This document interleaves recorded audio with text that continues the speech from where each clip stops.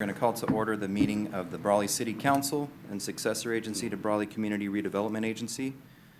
This is our regular meeting agenda for June 15th, 2021 at 6 p.m. here in City Council chambers. We'll have the roll call. Councilmember Nava? Here.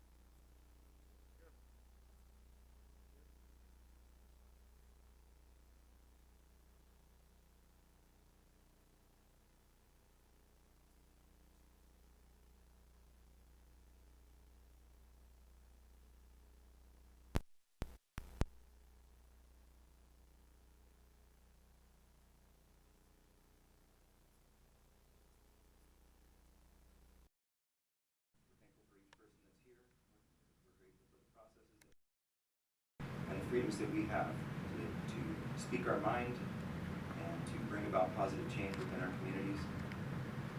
I ask that you be present with us tonight, Lord, that you would give us wisdom.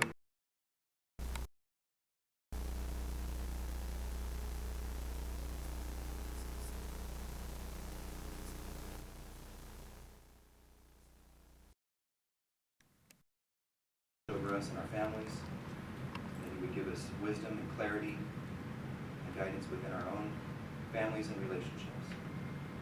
Thank you for your many blessings that you pour out on each one of us and on the city of Raleigh. Thank you that we are on an upward trajectory and that this pandemic is working its way behind us. Please be with us tonight, I ask in Jesus' name.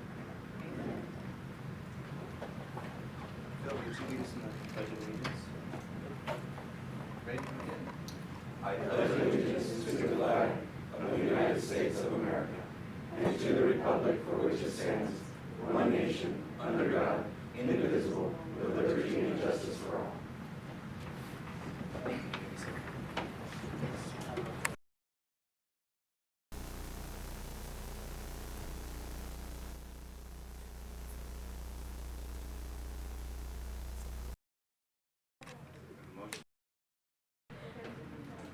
All those in favor?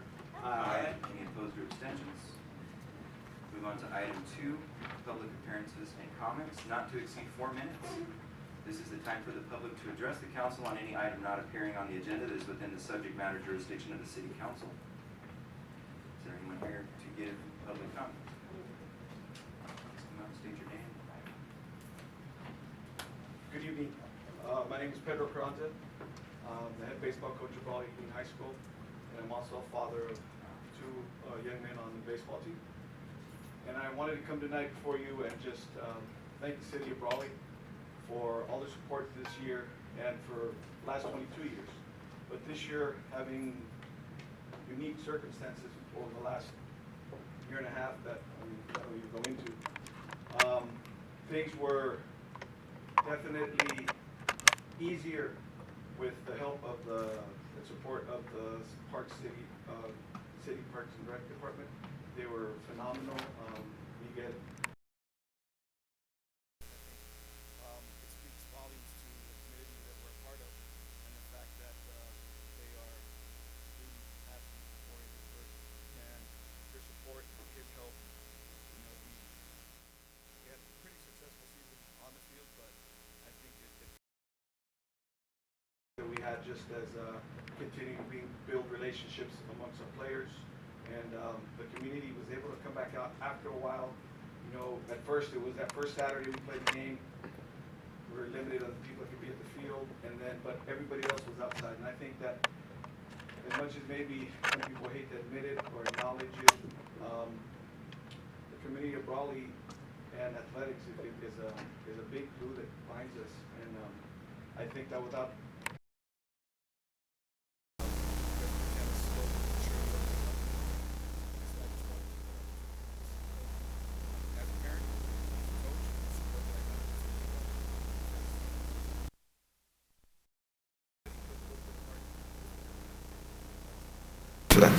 Thank you very much. Yes, sir. We appreciate that.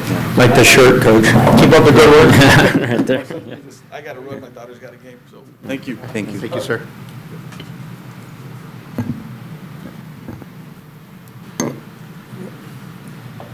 Good evening. My name is Deborah Owen. My husband, Jim Abadi, and I were not able to attend last week's meeting, and he can't be here tonight because he is at a food bank meeting. We both reviewed the video of last week's meeting and are concerned about the way the council has handled the issue with the cell phone tower in Brawley. I begin by telling you what I say tonight is not intended in any way to be a personal attack on any city council member or any employee of the city. However, after reviewing the video, reading the agenda and minutes and the lease agreement, I feel compelled to express my opinion and ask that you take a second look at this, because it does not appear to me that proper notice was given.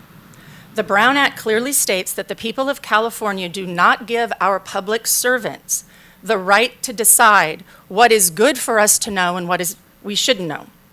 I don't believe that the citizens of Brawley have had a meaningful opportunity to be heard because they weren't informed that a cell tower was being built. Last week, one of you mentioned that the agenda's posted and that's enough notice. However, simply including the following language on an agenda, conference with real property negotiators, California Government Code Section 549568.8, property Weiss Field and Magnolia Street, agency negotiator, city manager, negotiating party, Clear Blue Services, under negotiation terms and conditions, doesn't give us notice that you're actually contemplating a cell tower. And if you look at the actual minutes from the meeting, while the agenda states Clear Blue Services, you actually approved a contract with Vertical Bridge. Now, while that may not be confusing to you because you were at the meetings where this was discussed, it's confusing to the public. I believe that you also took a vote on a matter that was not noticed. You came out of closed session and voted on something. The public had no way of knowing that you were going to vote on that. That was not properly noticed. It's meaningful notice. Transparency implies openness and accountability. So transparency in government means that you are operating in a way where it is easy for the public to see what you're doing. At last week's meeting, one of you stated, and I quote, "With respect to real estate transactions, they are placed on the agenda in a manner that is respectful of the privacy of the applicant." That's not why there is a real estate negotiation exemption. The purpose of the exemption is so that the other side, the parties you are negotiating against, are not privy to the direction that you give your negotiator. The purpose is so that you can discuss the price and terms of payment. The Brown Act does not legally require you to deal with every aspect of a negotiation for rental or leasing property in closed section.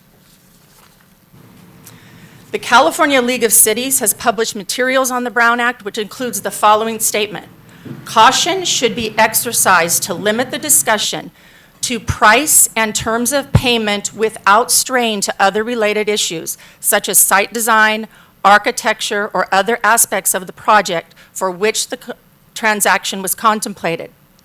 In addition, California Attorney General Opinion 10-206 states that the real estate exemption is not meant to authorize closed session discussions of any and all terms of the transaction as a whole. Here's the thing. I don't care about the price. I don't care about the terms of payment. What I care about is what you based your decision on. How did you weigh alternatives? Why did you decide on that site? Were other sites considered? Why a cell tower now? How did this come to your attention? The public doesn't know that because we weren't in the room, and you did not discuss this at any time in open session. And that's something that causes us, whether you like it or not, it causes us not to trust the system. We deserve a right to know what you're doing and why you're doing it. The business that you conduct should be conducted out in the open. I also believe that Ms. Rothfleisch's letter dated June 8, 2021 could be viewed as a written demand to cure or correct the violation.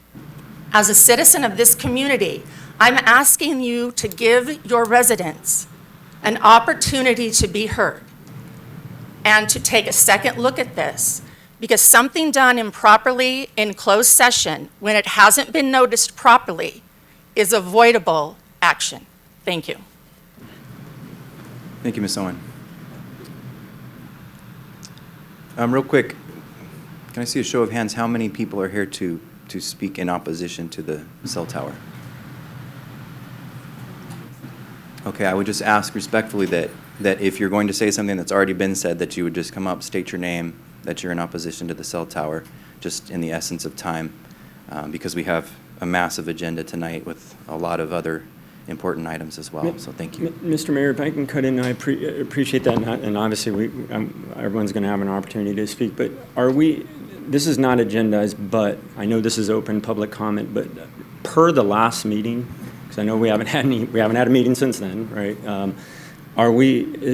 Is staff, and I guess I'm asking our city manager, looking into some of the, because I think we were going to fashion our replies and our answers, and I know several things were brought up, most of which I think we're attempting to go back and forth, and I don't know if that was the proper form without the facts. So where are we at on that? And I think, is there some findings that are going to come on a future agenda?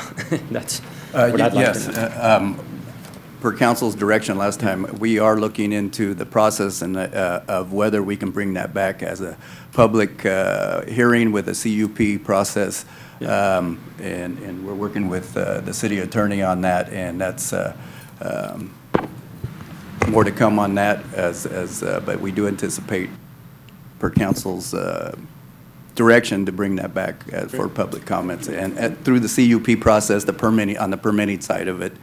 Again, we have approved the lease, but the permits still have not been issued, and there's an opportunity there, I believe, working with the city attorney, that the CUP type of a hearing could be done. I've been in contact with an attorney. I'm not sure who he's representing. I have a long-standing relationship with him. There's a couple other things that have to be corrected, and we're going to talk about that. Okay. Thank you. And we should also note that we've had a very lengthy public request, public records request that we will answer in writing appropriately, and I think that will, of course, that'll be part of the public record, that we are working on that as well. Thank you. Okay. Go ahead. My name is Rachel Cato. I was here June 1st. And I thank you for allowing me a second opportunity to speak to you.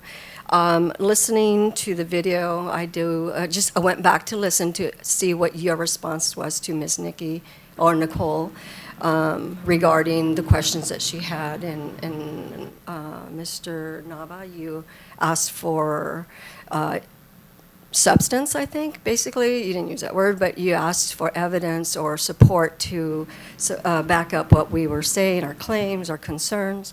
So I went back and I did a lot of research. I looked at medical journals. I've talked to attorneys in Los Angeles, an attorney in Los Angeles. Don't mean to exaggerate there.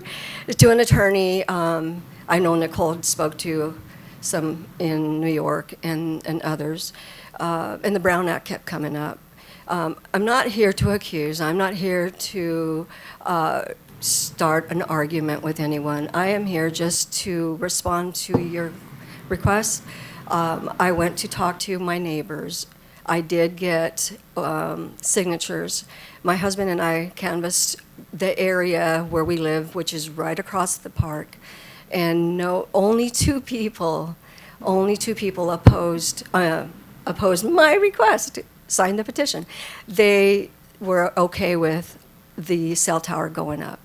I am not asking you not to set up a cell tower if there's a need and it helps Brawley with revenue.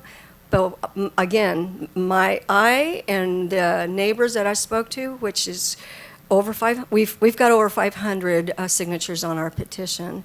My husband and I were able to gather 309 in just that short time because it was too hot to go out in the middle of the day. I almost passed out one day. And I had to cool down and regroup, and then went out again in the evening. And, it's kind of hard because the neighbors are, it's evening, it's dinner, and so forth. But I was determined to get these signatures and to get the word out. And everyone we asked, our first question was, did you know that the city, Brawley City Council wants to set up a tower, a cell tower, in the middle of our Parks and Rec where our children play? And almost every single one said no. And they were wondering why they didn't know. And many of their questions were why didn't they insert something in the mail? Why didn't they come door to door or put little flyers? They want to know. And a majority of them said they would be here, but again, their kids are playing, you know, and they're at that park. And I sit on my little bench sometimes outside because I love being out, and I watch the kids playing across, and I'm telling you, it is a busy, busy area. And I'm very concerned about what I found. I don't know if you know the canary story. That in 1911, the coal miners had canaries that they took into their coal mines. And that canary was a detector of sorts, right? And that canary would let them know if the carbon monoxide was getting too strong. So then if he started having trouble breathing, or if he just fell over dead, they'd get out of there quickly. And that's the concern is, do we have to have a canary with this tower in our little neighborhood? Do we need, we don't have a canary. It's outlawed anyway, but you know what I mean? We don't have that proverbial canary to tell us. We don't want to have our family members or children or neighbors having brain tumors. My friend Kathy Pryor owns D&H Body Shop. She said that there was a tower set up 12 years ago next to her business. She has breast cancer.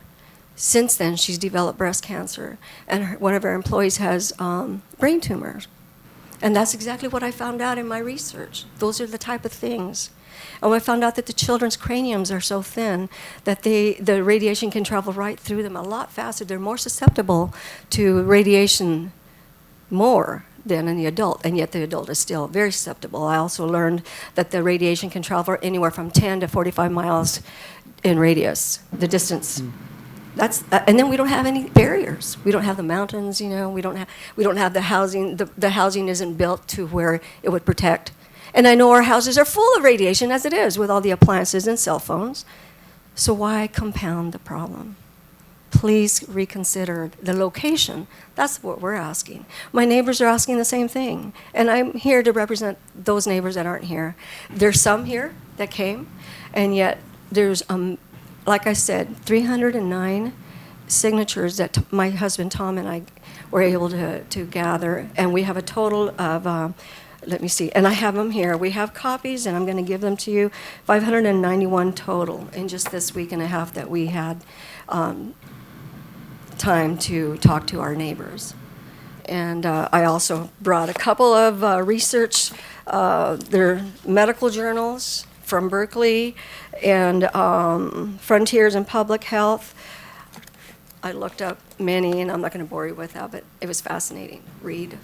And I'm going to give this to you, Mr. Mayor, if that's okay with you. Sure, thank you. Thank you for listening. Thank you. All right.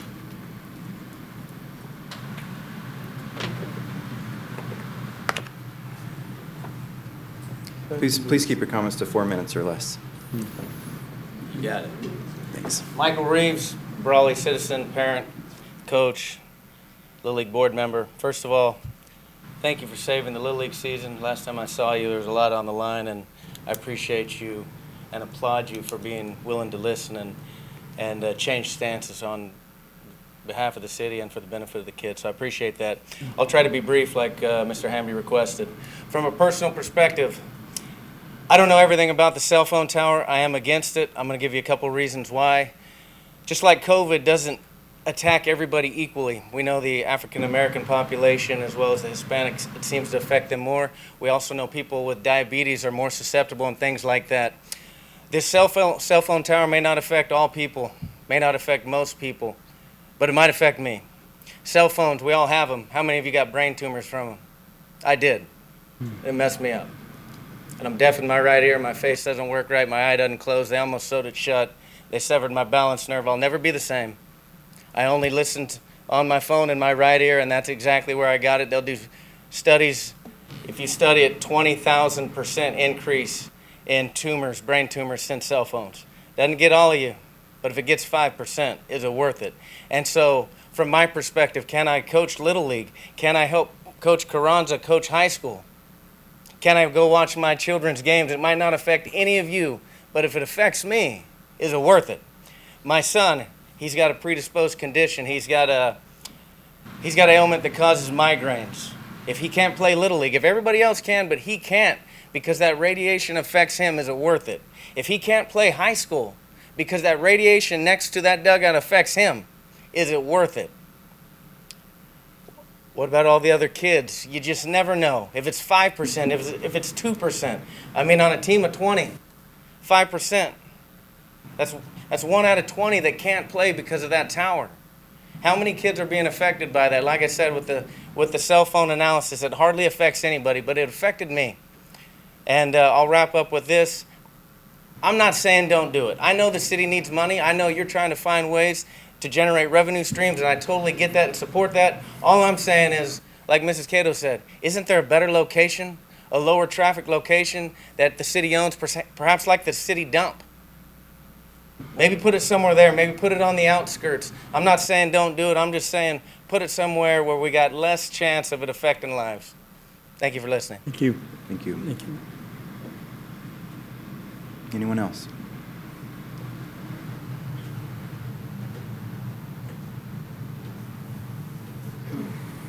Hi, good afternoon.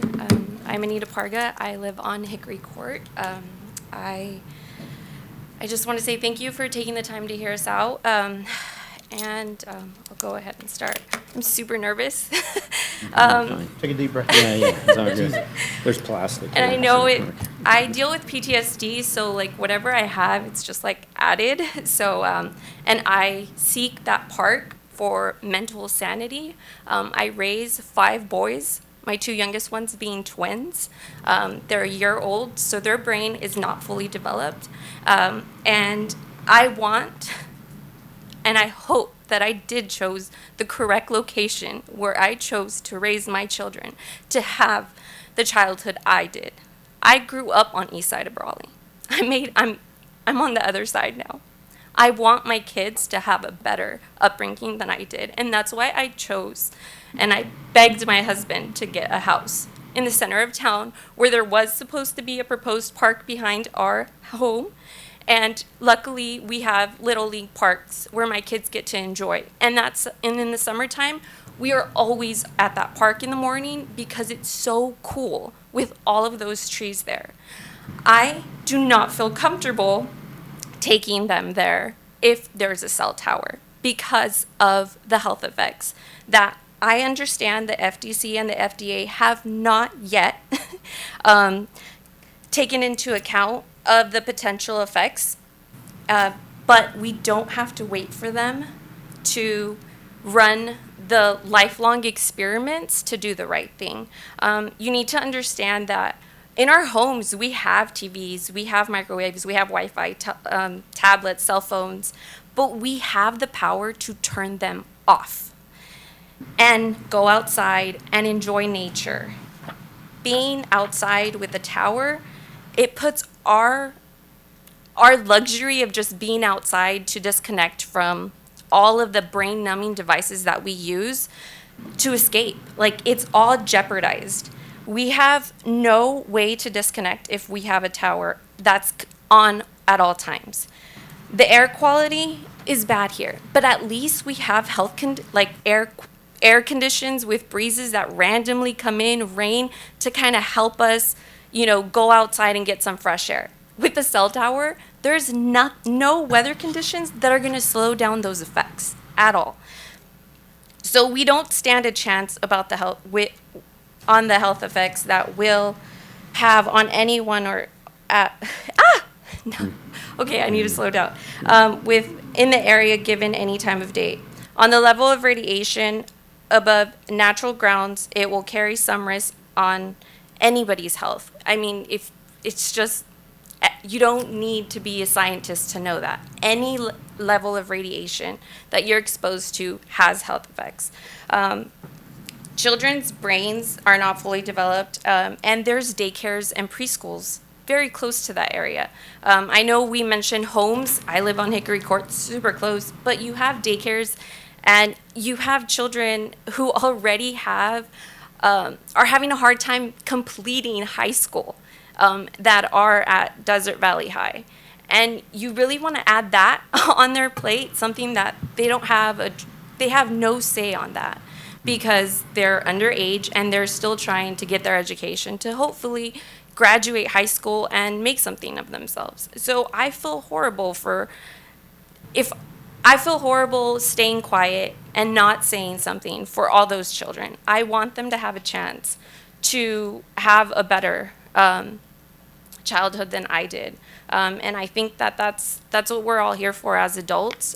We're here to take care of our future generations because they're the ones that are going to take care of us. Another thing, I know it's a 2-year lease, but you guys are looking into a 50-year contract. That would keep you guys from adding something that would complement the area, which is the pool, the parks, the baseball parks. I mean, I think Brawley High School just purchased the property next door, which is also going to be for the kids. So the tower just doesn't fit in. It just doesn't with the area. If you really want to look at it just from the perspective that it's a cell tower. I was in San Diego. They're everywhere, but they're in areas where there's stores. They're industrial settings. They're not in neighborhoods. They're not in parks.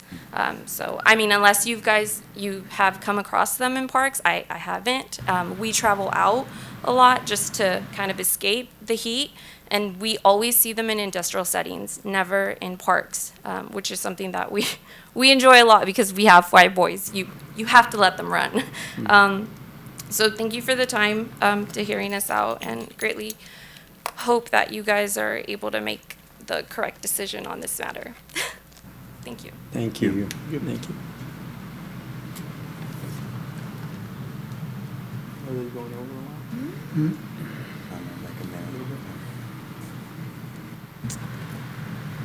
Hi, Julie Reeves. Thank you for the opportunity. First of all, I'd like to point out that some people don't know where the location of this tower is going to be, is right between the batting cage and the high school baseball field. That's a small area, right smack, in the middle of directly where kids are going to be playing. Not only that, but that area is used during games for the younger kids who are there, or their siblings are playing. They're out there playing catch in that small area, right where that tower is going to be, right underneath it. This is a totally inappropriate place to put this tower. I have 2 other points I want to make that have to do with personnel. One, I had a friend that was speaking to me. She had watched the video of the last meeting, and she was appalled at how Nicole was being spoken to, mostly by Mr. Nava, and she went on and on about how bad that was. And here's the kicker, she had no idea Nicole was my daughter. So she was not saying that for my benefit. She was just appalled. She hasn't lived in Brawley that long. She couldn't believe how you guys would speak to one of your citizens. Number 2, my complaint is against the city planner, Mr. Gast, and what he said to Rachel Cato after she finished speaking at the last meeting. He leaned over her and said, "And I bet you're one of those that didn't get the vaccine, right?" That is totally out of line, inappropriate, and I heard it was addressed, but I'll tell you, Mr. Nava, you can be unelected from your position. You and Mr. Gast serve the citizens, I certainly and they do. should not be spoken to that way. And Mr. Gast, I would, if I could, fire him, not for what he said, but for the lack of common sense to not say something like that to one of the citizens he works for.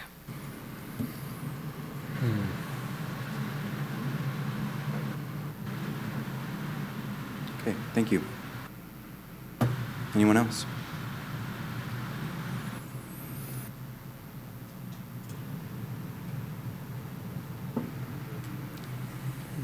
Okay.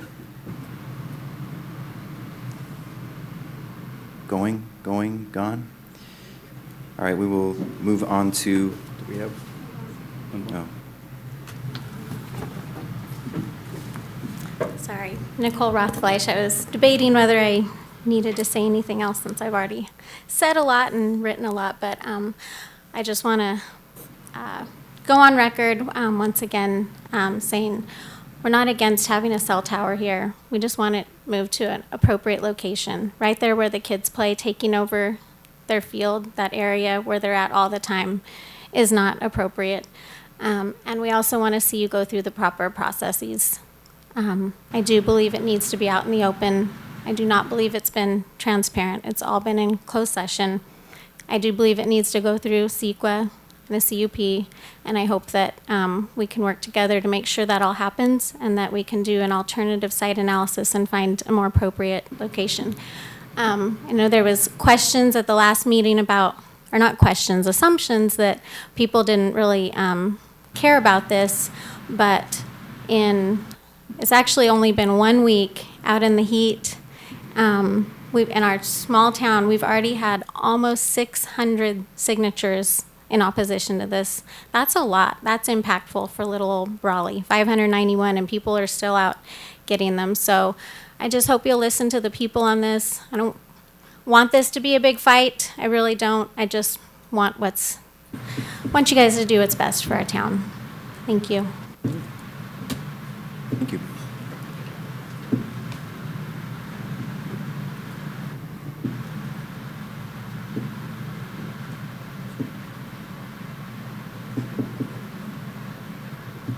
Okay, we will move on to item 2D.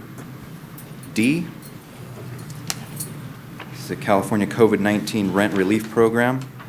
This is presented by Esperanza Colio, Imperial County Deputy County Executive Director, or Executive Officer. Backup is on pages 6 through 12, and Ms. Colio is with us through Zoom. Thank you. Can everybody hear me? Yes. Okay, perfect. And I'm not sure if I'm going to be allowed to have access to share the file, or if somebody's going to run the PowerPoint presentation. She didn't ask. She didn't ask. Is someone running the PowerPoint presentation on our end? She has access. She has if access. She wants to put it in there. Okay, I have access. I can share my presentation.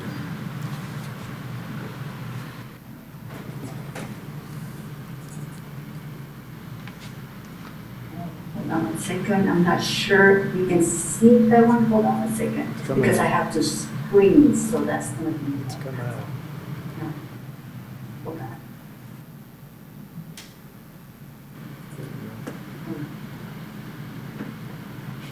I think you can see it now, right? Yes. Yes. Okay, so let me try to move this screen. I have to screen it on a laptop, and it's kind of hard to manage those. I'm so sorry. So let me see if I can get it. Okay, I think I have it. Okay. Good afternoon. Thank you for allowing me to participate in today's meeting. I'm here on behalf of the County of Imperial to invite the community to participate in what's called the Emergency Rental Assistance Program, also known as ERA. Sometimes you can hear it as ERA without the E. And this is at the federal level. It's a program that is available to provide rental assistance to those individuals that might be delinquent on the rents, and they can be paying rents for up to 12 months. In California, the program is known as the California COVID-19 Rent Relief Program. And the reason why California is the different name is because each one of the cities and the counties and the states receive their own allocation. Some metropolitan areas like Los Angeles, they receive direct allocation from the federal government, while others like Imperial County, they receive an allocation to the state. Now, I would like to say that under this program, the county has a set aside of $13 million available for 3 programs that I'm going to go ahead and explain in a little bit. The county is not receiving the funding directly. The county is only having an allocation, but the state is managing the program. However, the county has been invited to be part of the advisory committee to provide ideas on how to better reach out to our community. Each one of the counties and cities are different. They have different population, and by default, they have different challenges. And so the idea of this program is that we assist the state in implementing the program as well as possible. Again, the program has been managed at the state level. They hire a company, and the company is, at the time, subcontracting with nonprofit organizations in Imperial County. And I'm going to provide some of the names of those nonprofit organizations so that you will be familiar with them. The program is available to landlords that, in combination with the tenants, submit an application for rental assistance. There is a specific period to cover the rent, the delinquent rents. But more importantly, the families must be income eligible. And the table that you have here, and I pointed out with my cursor, the areas that are highlighted in yellow are the areas in which the clients can be eligible. A family of 4, for example, cannot make more than $55,900 a year. So that's the maximum amount. Depending on the size of your family, that's what you have to be in this yellow area to be able to participate in the program. Also, very important that whoever applies for the program must be provide some sort of like information or documentation that shows that they were impacted by COVID-19 by either losing their job or maybe they lost a number of hours of work, the hours were reduced. Some families, they have to give up the opportunity to work because they have children that they need to take care of it, so they decided to stay home. And so they filed for unemployment on their own decisions, but still they were impacted by COVID-19. How does that program works? And this is very important for the community. Landlords under this program will be able to get reimbursed up to 80% of the pass-through rent. Meaning, if you have, for example, $10,000 behind in rent, your landlord, if he participates in the program will get up to 80%, which is $8,000. However, he must agree, or she must agree, to waive 20% of the rent, or the unpaid rent. This has been a challenge for the community and for the applicants. Sometimes the tenants would like to apply, but the landlords are resistant to waive the 20%, and we understand that. The state is working on something to make accommodations, but as it is today, the program is designed that way for the tenants to waive 20%. Now, if the tenant decides not to participate in the program, the tenants can still able to apply for the program. So the landlords, I'm sorry, I said it wrong. The landlord decides not to participate in the program, the tenant is still able to apply, but they will only receive 25% of the unpaid rent. So it's very important that the landlords and the tenants work together and participate in the program because it's a great benefit. 80% of the pass-through rent is better than getting nothing, to be honest.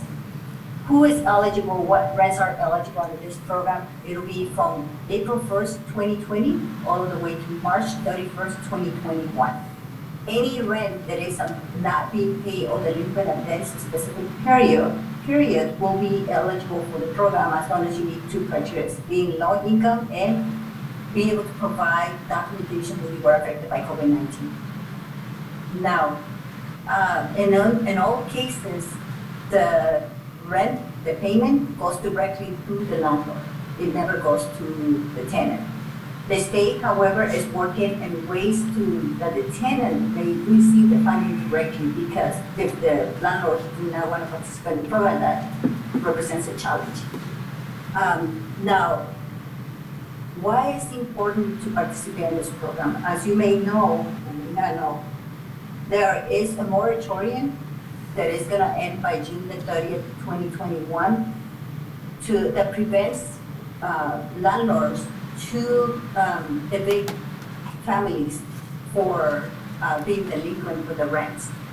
And so, according to this moratorium, if the tenants pay at least 25% of the rent, they are protected under this law, which is the SB 91. So, for example, if a landlord doesn't want to participate and the tenant applies for the funding and gets 25% of the unpaid rent, pay those 25%, they are protected under this law. So that's very important for the families, so we don't have to see a massive eviction of clients, of families being evicted from the homes. This will help them prevent that eviction. The eligible renters are also able to, with one application, to receive assistance for future rents outside of this period. Like I mentioned before, the period is April 1st, 2020 to March 31st, 2021. But if you apply in one application, you can receive the past due rent, the future rent up to 25%, and utilities up to 100% for the next 12 months. So those are the three programs: the past due rent, the future rent up to 25%, and up to 100% of utilities assistance. Now, there are three basic questions that are going to be asked to determine eligibility. The first one is the primary resident of the person that is aware that delinquent rents are, when you have the delinquent will be your primary resident, it has to be in California. Anyone who has experienced reduction or loss of income due to COVID-19 or any hardships during this specific period, and anyone they can demonstrate that are at risk of becoming homeless or the housing instability. So instability. So in this case, if you check all those boxes, you are eligible to apply for the program. Now, these are some of the names of the nonprofit organizations in Imperial County, and you will hear from them. You might be seeing on the Facebook website and the organization's website that they are promoting this program. Campesinos Unidos, Comité Cívico del Valle, Calexico Neighborhood House, or Calexico Neighborhood House, Catholic Charities, the California Rural Legal Assistance and City Serve Network. There are other organizations that are getting approved by the state to continue doing the outreach in the community. Now, the saddest news is the following, and this was June 1st, and I actually have the updated information that was sent to me today. And we have a total of 218 applications, active applications. So as of June 1st, there were 171, but today we have 218 for a total of $833,000 applications. So as you can see, and this program opened in March, and we are June already, and we haven't even applied for $1 million, and we have $13 million available for the community. So it's very important that all of us somehow distribute the information to our residents. I've actually sent the information to all the city managers and the city staff so they can post it on the Facebook page or on the city's page, as well as the special districts. And so we're hoping that this program really, that people can take advantage of the program, because otherwise, this program, wherever funding is not spent in Imperial County, that funding is going to go to another city or county in which the program is actually being used. So we have very few, like I said before, only 218 applications so far. And for utilities, families have only applied $65,000. So this ends my presentation. Here are the websites in which you can apply. Everybody can apply online, or they can call to the 833-430-2122. And I'm here for any questions you might have. Esperanza, this is Sam Couchman. Yes, sir. Is there any idea of how many people have honestly been affected by this? Since you have 218 applications, are there estimates of 600 people, 800 people, 10,000 people? Has somebody done any kind of research to identify who has really actually been impacted by this, other than maybe those 218 that are applying at the present time? Yes, what happened is the following. When the program was designed and the way that the funding was distributed was based on the number of population that they estimated that were delinquent rents. So those numbers, we didn't do the numbers, it was done at the state level. So they made that determination that we have a number of families. And I don't have the exact number, but I know that the allocation was made based upon the need of each one of those communities. Some counties and some cities, they receive a lot more funding than us, but that's the estimated amount. The challenge, as I heard, we participate in monthly meetings with the nonprofit organizations that are trying to outreach the community, that there are several applicants, but the problem is the application has to be a combination of the landlord and the tenant. And if the landlord decides not to waive the 20% and is not willing, automatically that application doesn't go anywhere. That's one of the issues that we have.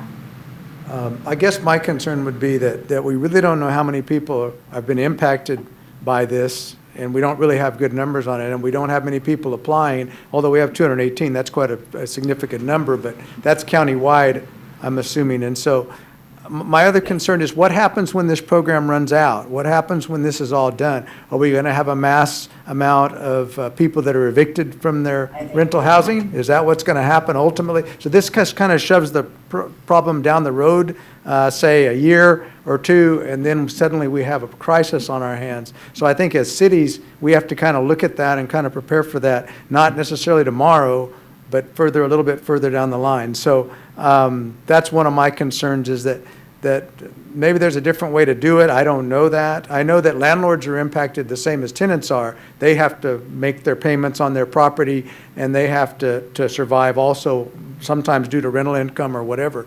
And so I can see a lot of things going on here. I think some landlords would certainly be willing to accept 80% of the money, is considering they might not get anything otherwise. But I'm just worried about further on down the line, and what do we have to prepare for in Imperial County as well as in the city of Brawley for those future events. I'm not sure how we do that, but I do think we need to. In case of the landlords, like I mentioned before, if a landlord doesn't want to participate in the program, the tenant is still eligible to apply up to 25% of the rent, the delinquent rent, and what that does, it protects them from being evicted as long as that 25% is deposited into the account for the delinquent rent.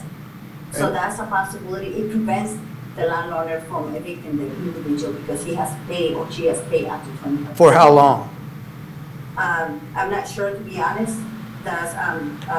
That's the information that I've received, but I can get additional information sent to your city manager so that he can provide you with the details of the information. That would be fine, because what I would worry about is after the 25% is paid, the landlord's still going to evict ultimately, because what's going to happen is they're going to be very unhappy with the tenant. If they go along with the program, that's one thing, and I do recommend that. But if they don't, then I think ultimately you're seeing eviction no matter what you do. I don't really see an alternative to that under the circumstances. Now, maybe I'm wrong, and maybe there'll be a way for landlords to write off part of that, write off their taxes, do some things that might assist them in some ways. But I do see some problems down the line, but not necessarily immediate, but within the next year or two. So I'm hoping that we can get together on that. One of the recommendations for landlords when the nonprofit organizations discuss with them, the 20% is a write-off on their income as a loss. Yes. And so they're more willing to participate in the program because the way that they're seeing it perhaps is that I'm losing my profits on the rental by give out the 20%. So, but it's a write-off, to be honest. Okay. All right.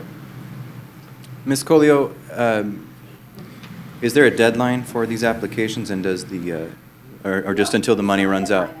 The program is being evolving. Before there was like 3 applications, and now it's 1 application to be eligible for the 3 programs: the past rent, the future rents, and the utilities as well. Okay, thank you. Any other questions? Okay, thank you for that presentation, Ms. Colio. Thank you. Thank you. Moving on to item 2E, Youth Environmental Health Internship Presentation. Do you have someone on there? Oh, there she is. Yes, hi.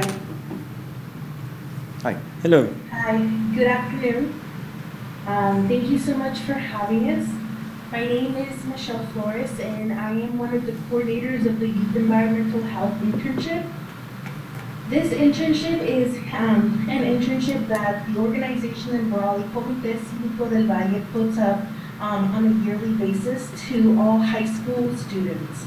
It's available on a year-to-year basis, and applications are open every fall. Following right now, we will be having the Youth Environmental Health Internship is an internship that is meant for high school students to learn about the problems in their community, to get involved in their community, and to understand what it's like to be civically engaged in their own communities. Right now they will be presenting to you about the CAM and the air monitoring program that Comité Cívico del Valle has. Go ahead. Hello, my name is Melanie Lopez. I'm an incoming senior. Go ahead.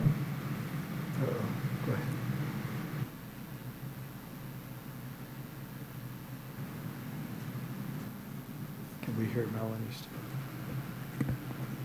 Go ahead, Melanie. Is that right? Go We for it. lose Go ahead, audio, Melanie. or she might be on mute. I'm sorry, yeah. Hello, my name is Melanie Lopez. I'm an incoming senior of Calexico High School. Good afternoon. My name is Betsa Serrano, and I am an incoming junior at Calexico High School. Good afternoon. I'm at Raleigh High School. Today we are here on behalf of the Fiscal to break down how air pollution affects health and how you can use the Hyphen program to monitor your community's air. By the end of this presentation, you will have a better understanding of air quality and how it impacts you and others.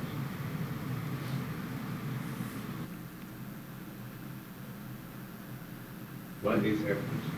Air pollution refers to any physical, chemical, or biological change in the air that can be harmful to living things. There are three major categories of pollution comes from the mobile, stationary, and area sources.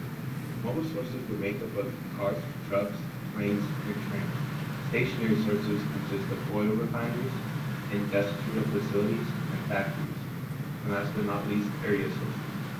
Area sources consist of cities, household gases, and agricultural areas such as fields, livestock ranching, and commercial transportation. Where does air pollution come from? Air pollution comes from four main categories. Mobile sources, there comes the toxic air pollutants, benzene, acidine, and butadiene, which are linked to different types of cancer. Stationary sources emit a number of harmful contaminants into the air, the most dangerous being sulfur dioxide, nitrogen oxide, carbon dioxide, synthetic and particulate matter. Particulate matter sources include nitrogen oxide, sulfur dioxide, carbon monoxide, and bolide organoxide. Area sources include anhydride, ammonia, pesticides, and herbicides.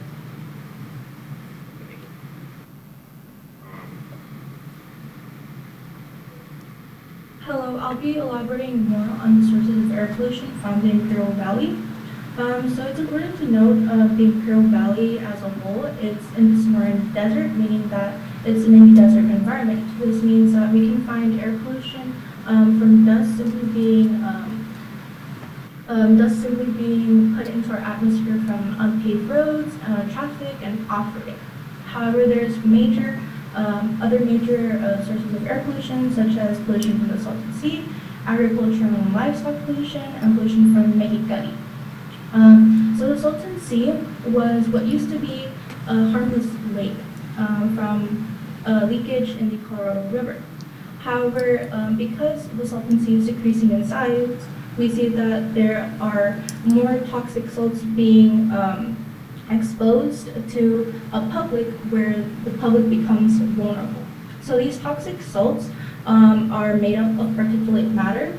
Once they're up into the atmosphere, the public is vulnerable to them, meaning that they breathe in this air and the particulate matter affects our health.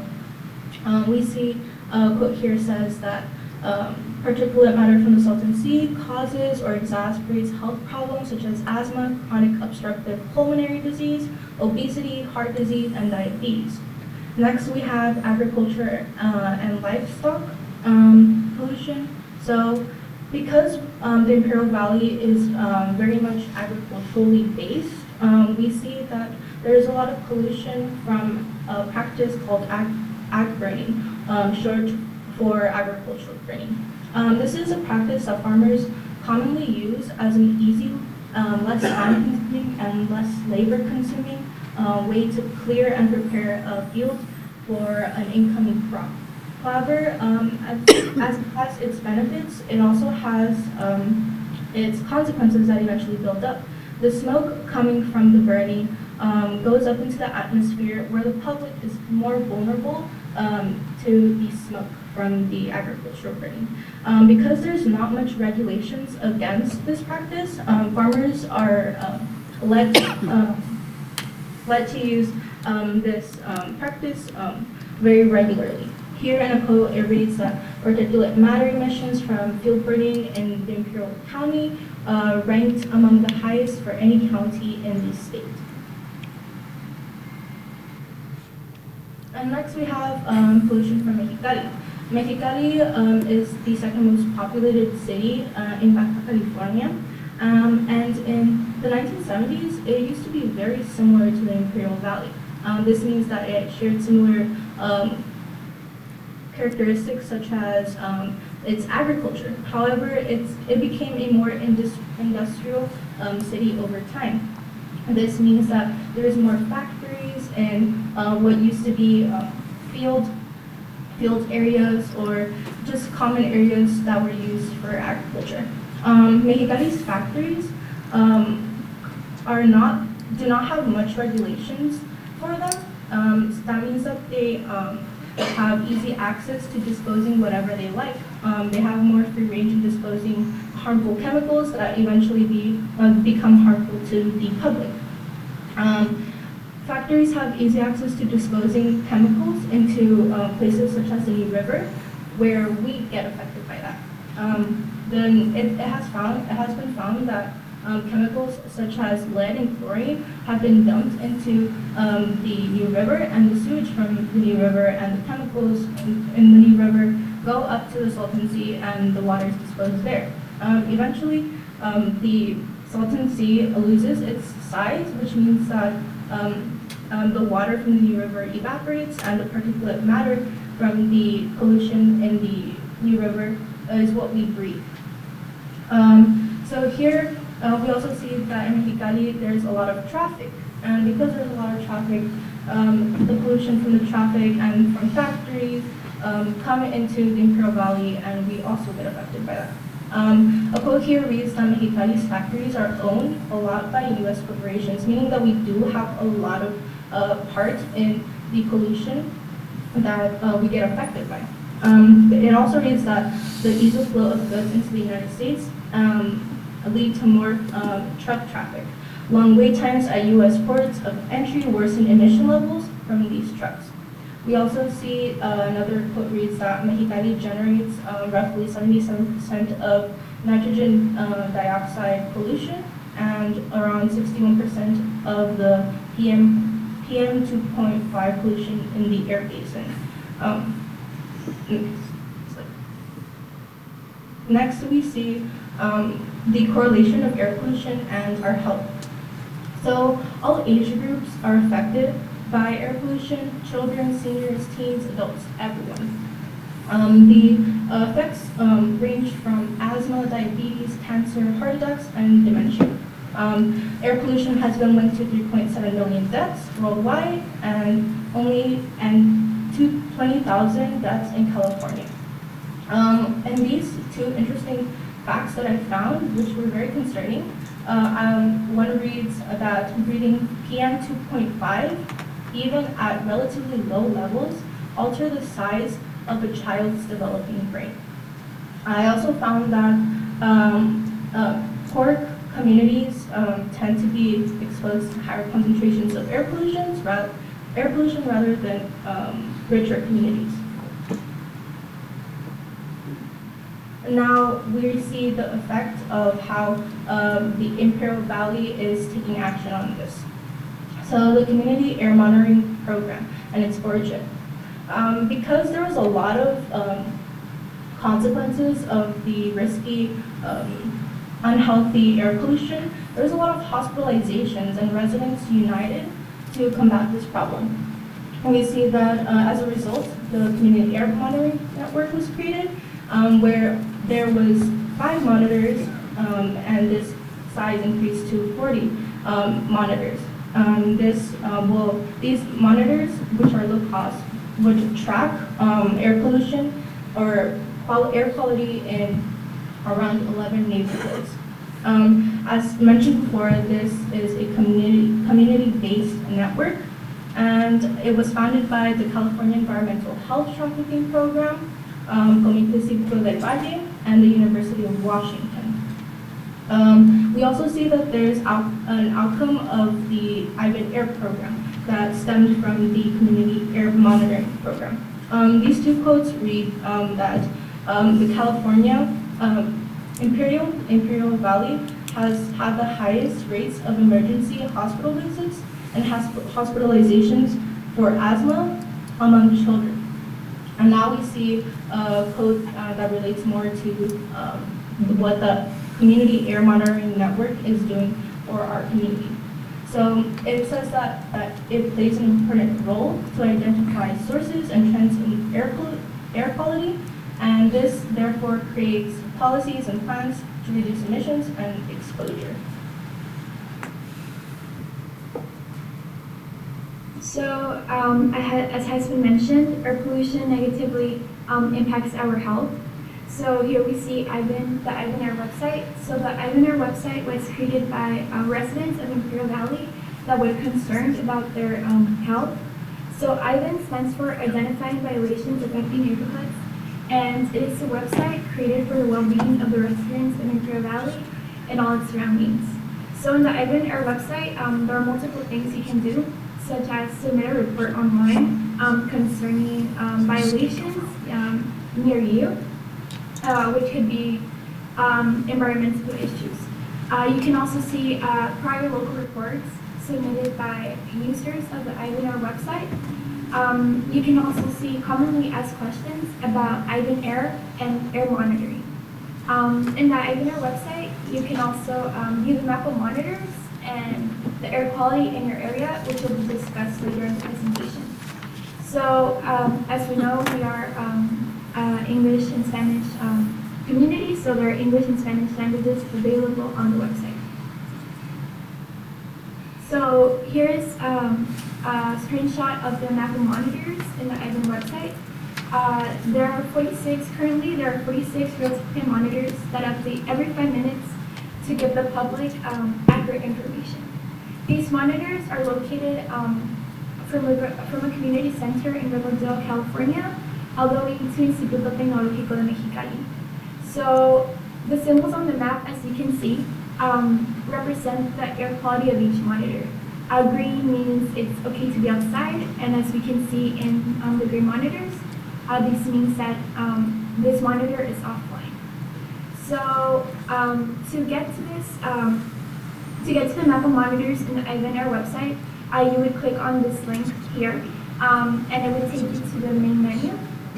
Then you would click air monitoring, and then it would take you to map of monitors. So there are multiple options to explore the map. In your right-hand corner, you can see there are zoom in and zooming out buttons to allow you to interact with the map. And there's also a small pegment which allows you to drop in a specific monitor, and you can see in Street View where the monitor is located. So here we can see community air levels. So there are different charts to determine the air quality, such as calls and AQI. So for example, I don't know know if you have seen different colors of flags in schools. So these colors of flags are based on these charts and represent the current air quality in the area. So green means it's a good time to be active outside. Yellow means if you're unusually sensitive to particle pollution, you should reduce outdoor activity. Orange means sensitive groups should reduce physical activity outdoors. Sensitive groups, as you can see in the slides, include children, teens, older adults, pregnant women, people with heart, lung, or other chronic diseases. And red means avoid physical activity outdoors. So these charts help us understand the air quality of the day, and this will allow us to make educated decisions on either going outside or staying inside. So to make these important decisions, we should be informed at all times. How can we be informed? So by signing up for Ivan Air Alerts, you would receive information regarding the air quality near your area, and you could also receive alerts for reports of your environmental violations near you. So to receive air quality alerts, you would go to the main menu and click on Air Monitoring. Then you would click on Get Air Quality Alerts. So after this step, you would provide some information about yourself, such as your email and other information. Then you would choose up to 3 monitors of your preference and select when you would like to receive the alerts, either when the air monitor is in orange or in red. So I attend Calexico High School, so I would choose the monitor Calexico Housing Authority East, since this is the closest monitor to Calexico High School. This would give me accurate information, so I would make educated decisions concerning my health. After completing all the information, you would agree to the terms of the website, and now you're able to receive air quality alerts. If you would like to receive Ivan Report alerts, you go to the main menu, and on your right-hand corner, you would choose the option Get Ivan Report Alerts. You would provide your email and select your category you wish to be informed about. I thank you for your attention. Thank you for letting us present. If you would like to check any of our sources, you are welcome to. If you have any questions or concerns, you may send us a message through the chat. Thank you. Thank you for your presentation. Thank you. Okay, we will move on Do to. they have closing I just remarks? I just say to you kids, real quick, thank you for that presentation. I commend your activism and the fact that you're giving us true information. These are the things that actually cause brain cancer and breast cancer and breathing ailments and all these other issues. And I appreciate what your kids are doing. Keep it up. Never give up that fight. And if I could add some comments, this is Councilmember George Nava. Thank you all very much for participating and for informing us and for the presentation. I know you're in high school, but you're doing important work, so thank you very much for the work that you're doing. Very good. Yes, thank you very much. I think I've been involved in setting up one of the air monitoring stations here at Brawley Union High School. I think we were involved from the city side, so we know that's very important, and we do want to monitor the air here. We do realize that Mexicali provides a lot of the pollution that comes across the border via our airways, and so that's just something that's going to happen. We're working, I think, to solve those problems, and the city is represented on the county's Air Pollution Control District Commission, and so we're very active in all of that. But we commend you as high school students for doing this work and appreciate the presentation. Okay, thank you. Thanks again. Okay, we'll move on to item 3, the consent agenda. Items are approved by one motion. Council members or members of the public may request consent items be considered separately at a time determined by the mayor. Do we have a motion to approve the consent agenda as written? I'll make a motion. I'll second that motion. Moved and seconded. All those in favor? Aye. Any opposed or abstentions? Thank you.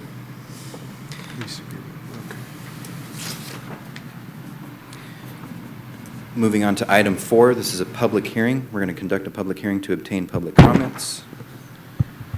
We're going to approve and adopt the 2020 Urban Water Management Plan update. This will be presented by Public Works Director Guillermo Cias, and backup is on pages 38 through 40.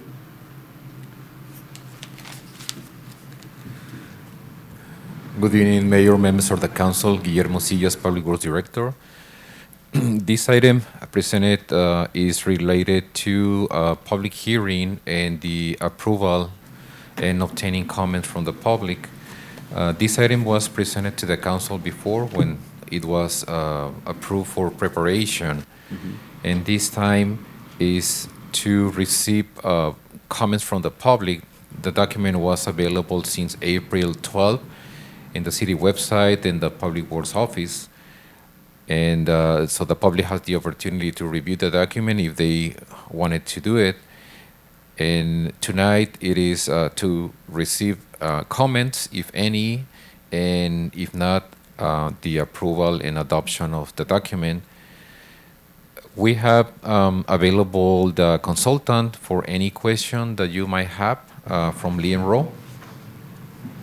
As explained before, the document, it is required by law to be updated every 5 years, and this time is to update the 2015 version of this plan. And is in summary, it is required to provide information about the system to describe and evaluate the water delivery and the uses, also the water supply sources, the efficient use of that, and the demand and measuring of the water that is in use, and many other items, that including this water shortage contingency plan. If any question or any comments from the public, so it's open. Do we need to open the public hearing? Okay, at this time, I'll open the public hearing for public comment. Is there anyone here that would like to make a comment? Not close the public hearing. Any comments from council? I think we've gone over this. Yeah. so. All right, I will close the public hearing at this time. Any other remarks, Guillermo? I'm sorry? Any other remarks from you? No, just if council decides to approve it, so it will be adopted. All right, do I have a motion to approve? So moved. Second. It's been moved and seconded. All those in favor? Aye. Aye. Any opposed or abstentions? Okay, item carries. Moving on to item. Thank you. Thank you, David. Thank you. Moving on to item 5, city manager report. Due to the length of this agenda, I will withhold any comments or reports till next session. Okay, thank you, Tyler. Item 6, regular business. 6A is an update on City of Brawley declaration of local emergency as a result of COVID-19 pandemic. Overall outlook presented by Mike York, our fire chief. Good evening, members of the council and public, city staff. Mike York, fire chief. Tonight for our COVID-19 update, I will skim through some of the important numbers that we've been seeing. Most notably, I believe a written report was provided to all of you. Our numbers are down across the board. We're seeing very little movement, very few increases in the negative sides, and as well as deaths. So we are approaching an era that we have all been anxiously awaiting. As we all know, it's June 15th. Probably the main focus tonight is how that is affecting our local businesses and our public. So we're operating under 2 distinct set of rules right now. The California Department of Public Health has issued guidelines for the public and businesses when it refers to their patrons. However, Cal OSHA has not amended their regulations. They are set to meet this week for an update that we are hoping brings businesses and their employees closer in line with the rest of the state. I will say that the big change that we should be seeing in our cities, in our local businesses, outside of what is classified as mega events and a few certain industries with very tight packed people like public transits or detention centers, et cetera, for the majority of our businesses, vaccinated personnel within our community are no longer required to wear masks. So our businesses have the options of requiring a mask of all patrons, so individual proprietors may still require their customers to wear masks, and they may post that. They are allowed to implement vaccine verification to determine whether individuals are required to wear a mask, or they are allowed to post and provide information to all patrons, guests, and attendees regarding vaccination requirements, and allow vaccinated individuals to self-attest that they are in compliance prior to entry. So essentially, if they post that, if they have something on the walls or on the doors that state vaccinated personnel may be mask-free, it's an honor system that they are allowed. And it is important to note, because I've had some questions regarding this, is that no person can be prevented from wearing a mask as a condition of participation in an activity or entrance into a business. So for our public that are still concerned and are still willing to wear a mask, it is important that our business owners know that they are still very much allowed to wear masks. And moving forward, also we are outside of our blueprint to recovery. We're beyond the blueprint, so we no longer have tier assignments or anything like that. And our vaccination efforts within our valley are just amazing. We're seeing great numbers, coming close to 170,000 doses delivered within our community, about 50-something% of our population. So it's excellent, and it looks like the numbers of people awaiting their second dose have declined drastically, which means we have the supply, we have the facilities, we have the appointments, and everybody that is seeking vaccination has been able to achieve that. If there are any questions, I will do my best to answer. Yeah, there's a lot of confusion out there on the part of businesses and everything. I've met with several of them in the last couple of days. Most of them today started relaxing certain things, but I noticed some businesses I go into, say Vaughn says, you don't have to wear the mask, okay, but you can. And Walmart, on the other hand, says you have to wear the mask, but nobody's listening to us. That's basically what they said. All I would ask is that people, so there's a lot of confusion out there. All I would ask is that people remain civil, that people don't get crazy about this, because it's happened across the country. There's been fights, injuries, death, everything over a mask. And I just think that that's not where we should be.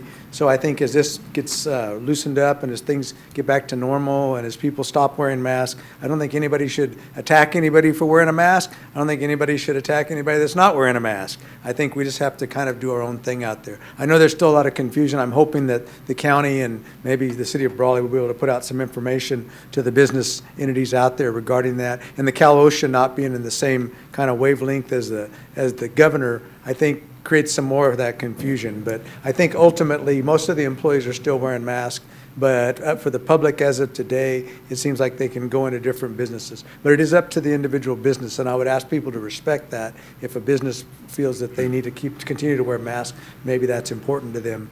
So I would ask that they continue that. And so it's just an educational process, and I hope everybody can. Councilmember Couchman, if I may comment on the Cal OSHA.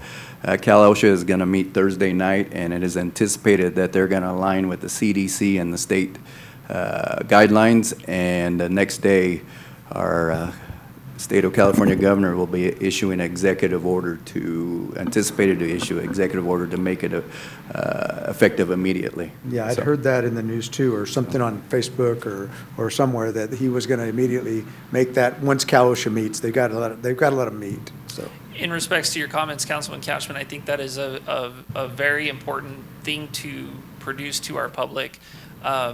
Please have a mask available, as individual businesses may require, and that is within their right as a business to do so.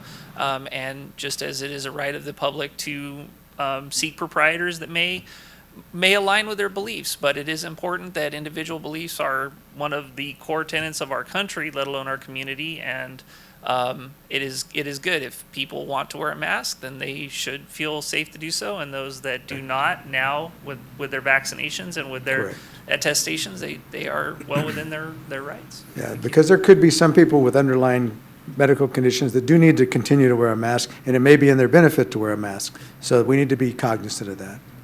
And people's feelings. Any other comments from council? Just very happy to hear those numbers. Yes.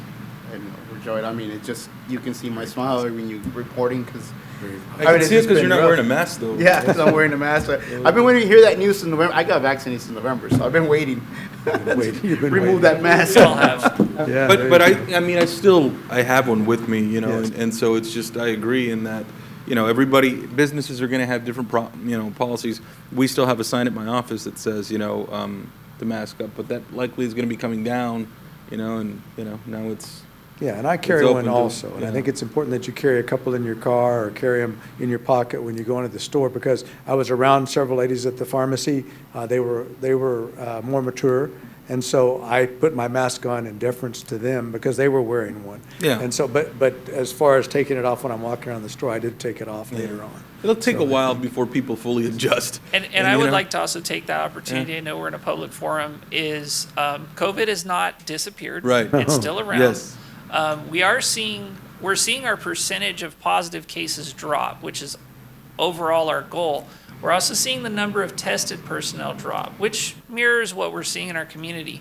However, I would say, since masks are probably the main portion of tonight's update, if you are experiencing symptoms where you have a cough or you have a fever, please continue to seek out testing and wear a mask until you get those answers. Yes. We do have some other bugs that are running around. It's not all COVID, but just because the state's moving to a different modality doesn't mean it's gone completely, and doesn't mean that we really need our members of the community to be responsible and take precautions for their families, friends, and neighbors. I think that was a very important part of what you said there at the tail end, so I'm glad you said it. Thank you. Chief, is Beyond the Blueprint, is that a trademarked slogan yet, or no? Or did you just make that up? That's state owns that. Okay, all right. Just making sure that if you came up with that, you need to trademark that. No, it's been on the website for quite some time. Okay. But you can take credit for it. Yeah. Thank you, Chief. Item 6B, discussion to approve draft language on 3 utility user tax ballot measure resolutions. This will be presented by our Finance Director and City Treasurer, Carla Romero. Backup is on pages 41 to 48.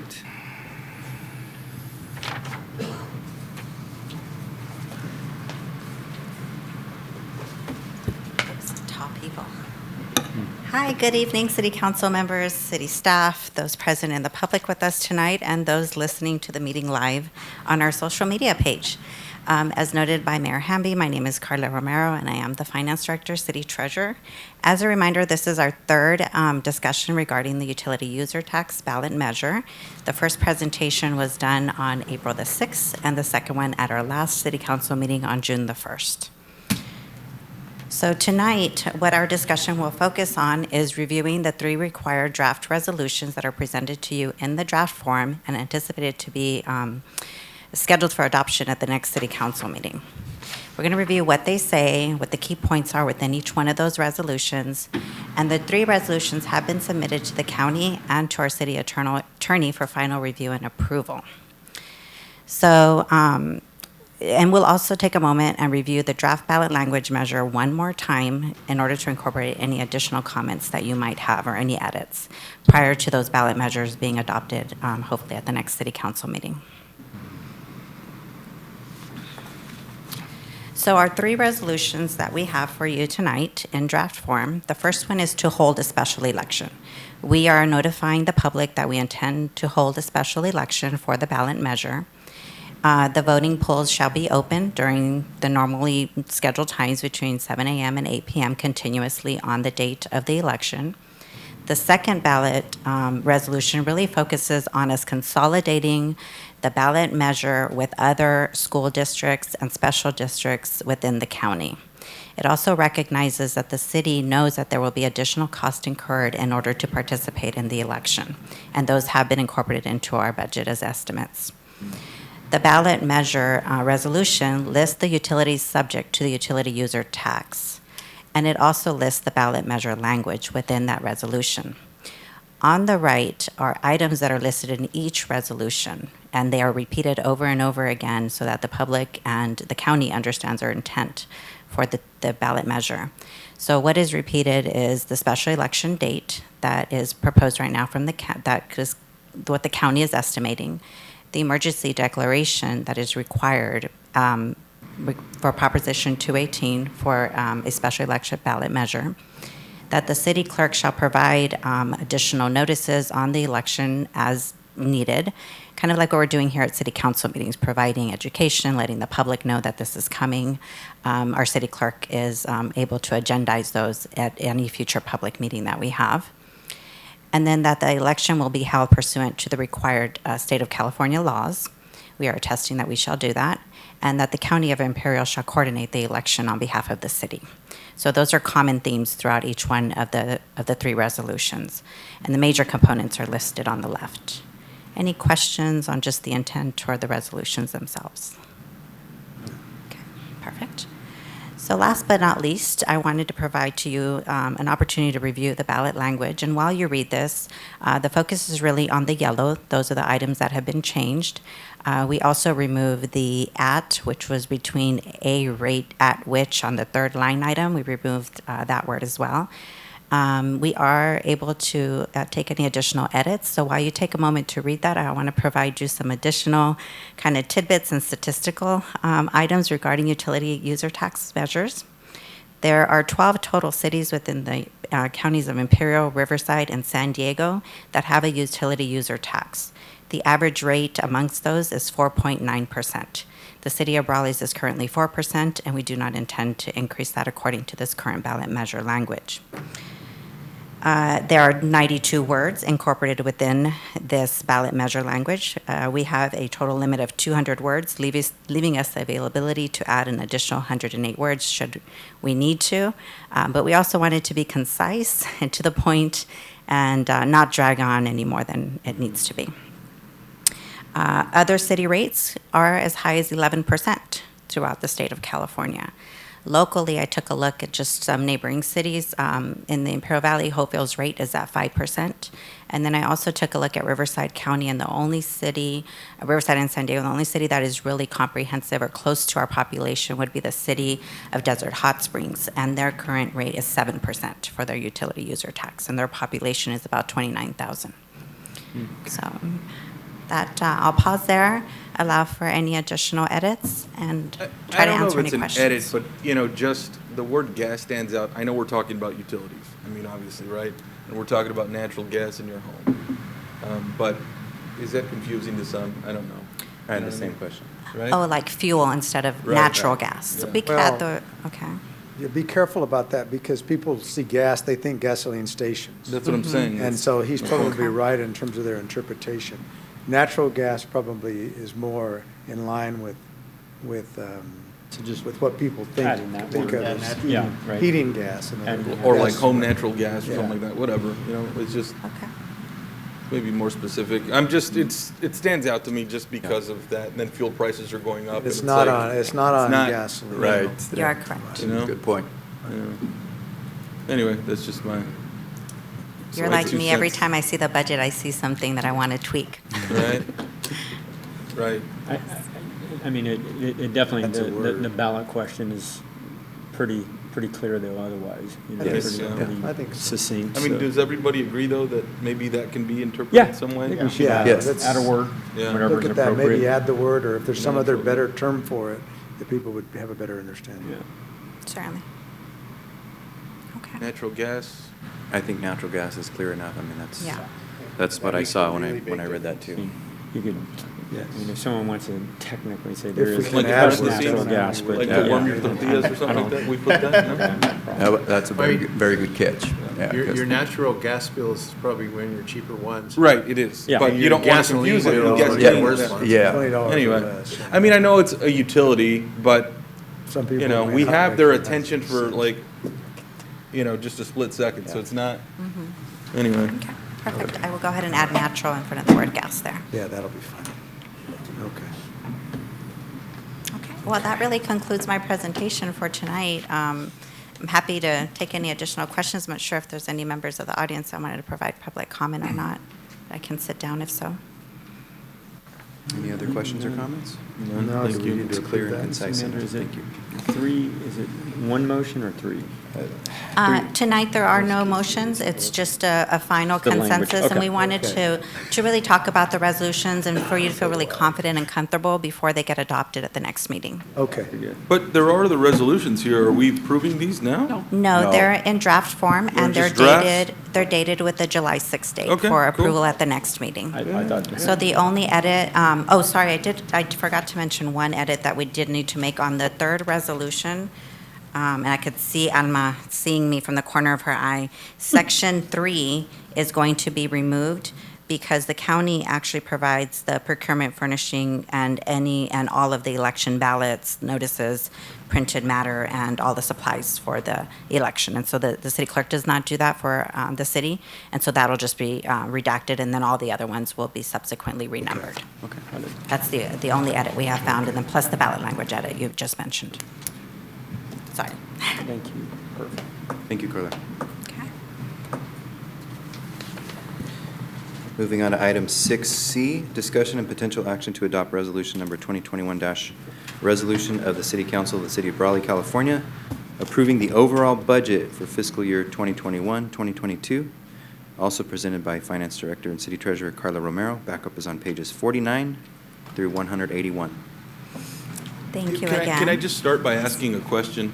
And I know you're going to go through this, and I hope it's quick, but I know we've been through this multiple times. Is there anything substantial that's changed since the last presentation? No. No, okay. No. So it'll be really high level. There's only a couple of slides, mainly focused on what the process was and what our intent is for this year's budget. Thank you. You're welcome. Oops. It's not going forward for me. There we go.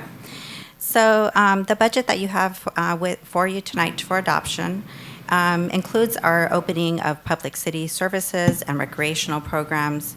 We have identified and funded critical infrastructure that is needed throughout the city. We have included funding for compliance matters and mandates as required by state law and federal law. We have also balanced available funding with services, upgrades, labor negotiations, and the required improvements that are noted within the capital improvement project. Here is a summary of our budget process. We have held 3 public meetings as noted by Councilmember Nava. They were held on May the 4th, May the 18th, June the 1st. And we also have a dedicated city budget website landing page so that anyone can go to that page and get any of the documents that have been presented to the public throughout this entire process. We have a total of 268 pages of documents that have been presented and reviewed to date on this budget. So extensive review and analysis and input has been provided.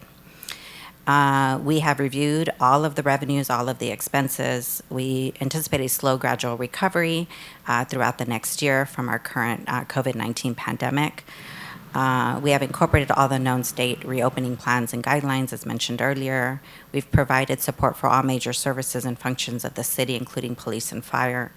We've recognized deferred capital projects and programs and heavy equipment are not included within the budget, but we have also discussed us going ahead and finding grant programs or using one-time funding for such expenditures throughout the year as they come up or as they are needed to be funded. There are no significant changes since the last study session. We are requesting that the budget be adopted tonight for the fiscal year that starts July 1st, 2021. There will be continuous monitoring and updates provided throughout the fiscal year on a quarterly basis, and of course, any time is needed every 2 weeks when we meet. We have updated the funding source for one CIP project, and so overall, there are no new projects, and there is no overall impact in the budget, but we have moved one funding source from the wastewater fund to the streets fund. That's the only edit. And so you could see those edits because we provided the proposed 1 budget that was presented during the first 2 study sessions, and then the proposed 2 budget presented in the 3rd study session, and then added a 3rd column for tonight's adopted budget. So you could easily see that none of the other line items have been amended. We have confirmed the funding to be included as discussed at the last meeting for the youth boxing program as well, and no edits were needed to do that. So here's a summary of all of the funds that are incorporated within the comprehensive budget document. There's one general fund with a budget surplus of $24,331. We have 26 special funds, budget surplus overall of $141,346. We have 4 enterprise funds. Those show a deficit of about $3.4 million. The reason for that is because we have some major capital improvement program funding. But overall, there is already savings or fund balance to cover those expenditures within each one of those funds. The capital improvement funds themselves are 2 of them. They have a 0 at the end because we only fund what we are expending. Then the internal service funds, we have a deficit balance of $77,177, and that's because we're using the fund balance or the savings within the maintenance fund in order to fund some of those operations. We might want to take a look at that for long-term use in the future as well. The fiduciary fund, which is for the successor agency, we also have a deficit balance of $68,968, and that's tied directly to the recognized obligation payment schedule that was approved by the Department of Finance, whereby they require the city and obligate us to use all of the funding sources available and not draw down additional property tax to pay for the dissolution of the successor agency. So again, none of the funds within the fiscal year 2021 budget have a deficit ending fund balance. And so the fund balance page is one of the first pages within the comprehensive budget document, and it lists the current estimated fund balance ending this year, all the revenues, all the expenses, and then the estimated ending fund balance. So anything that has a revenue or expenditure does not have a negative ending fund balance, which is really good. Basically says we have the resources to cover all the expenses within the budget, in short. What we've also incorporated within the budget is our general summary of our general fund reserves. This page is located on page 60 of the agenda packet. It's a direct snippet from that document. We have the restricted library reserves, which will end at about $58,900. We have an unassigned fund balance that is estimated to end at about $1.7 million. If we take the current reserve policy, the target is 15% of expenditures, which is almost $9 million. And so there is a deficit of $769,898. It's important to note here that reserves are targets. They're not state mandates. But they do allow the city to more effectively respond to unanticipated catastrophic events, economic volatility, as we recently experienced, and to have resources available for matching grant funds when they arise. Updates will be provided as to where we actually ended. These are all estimates. And so during our presentation of our comprehensive annual financial statements, which will be done either in December or in January, we'll provide you an update of where the actuals occurred. But these are really good estimates as to where we think we'll end this year and end next year. Very good. The budget document itself tonight has 132 pages, and it includes the current fiscal year's budget and all of the changes during the study sessions as noted before, and we've also included all of the notes presented within all of the other budget study sessions as amended throughout the process.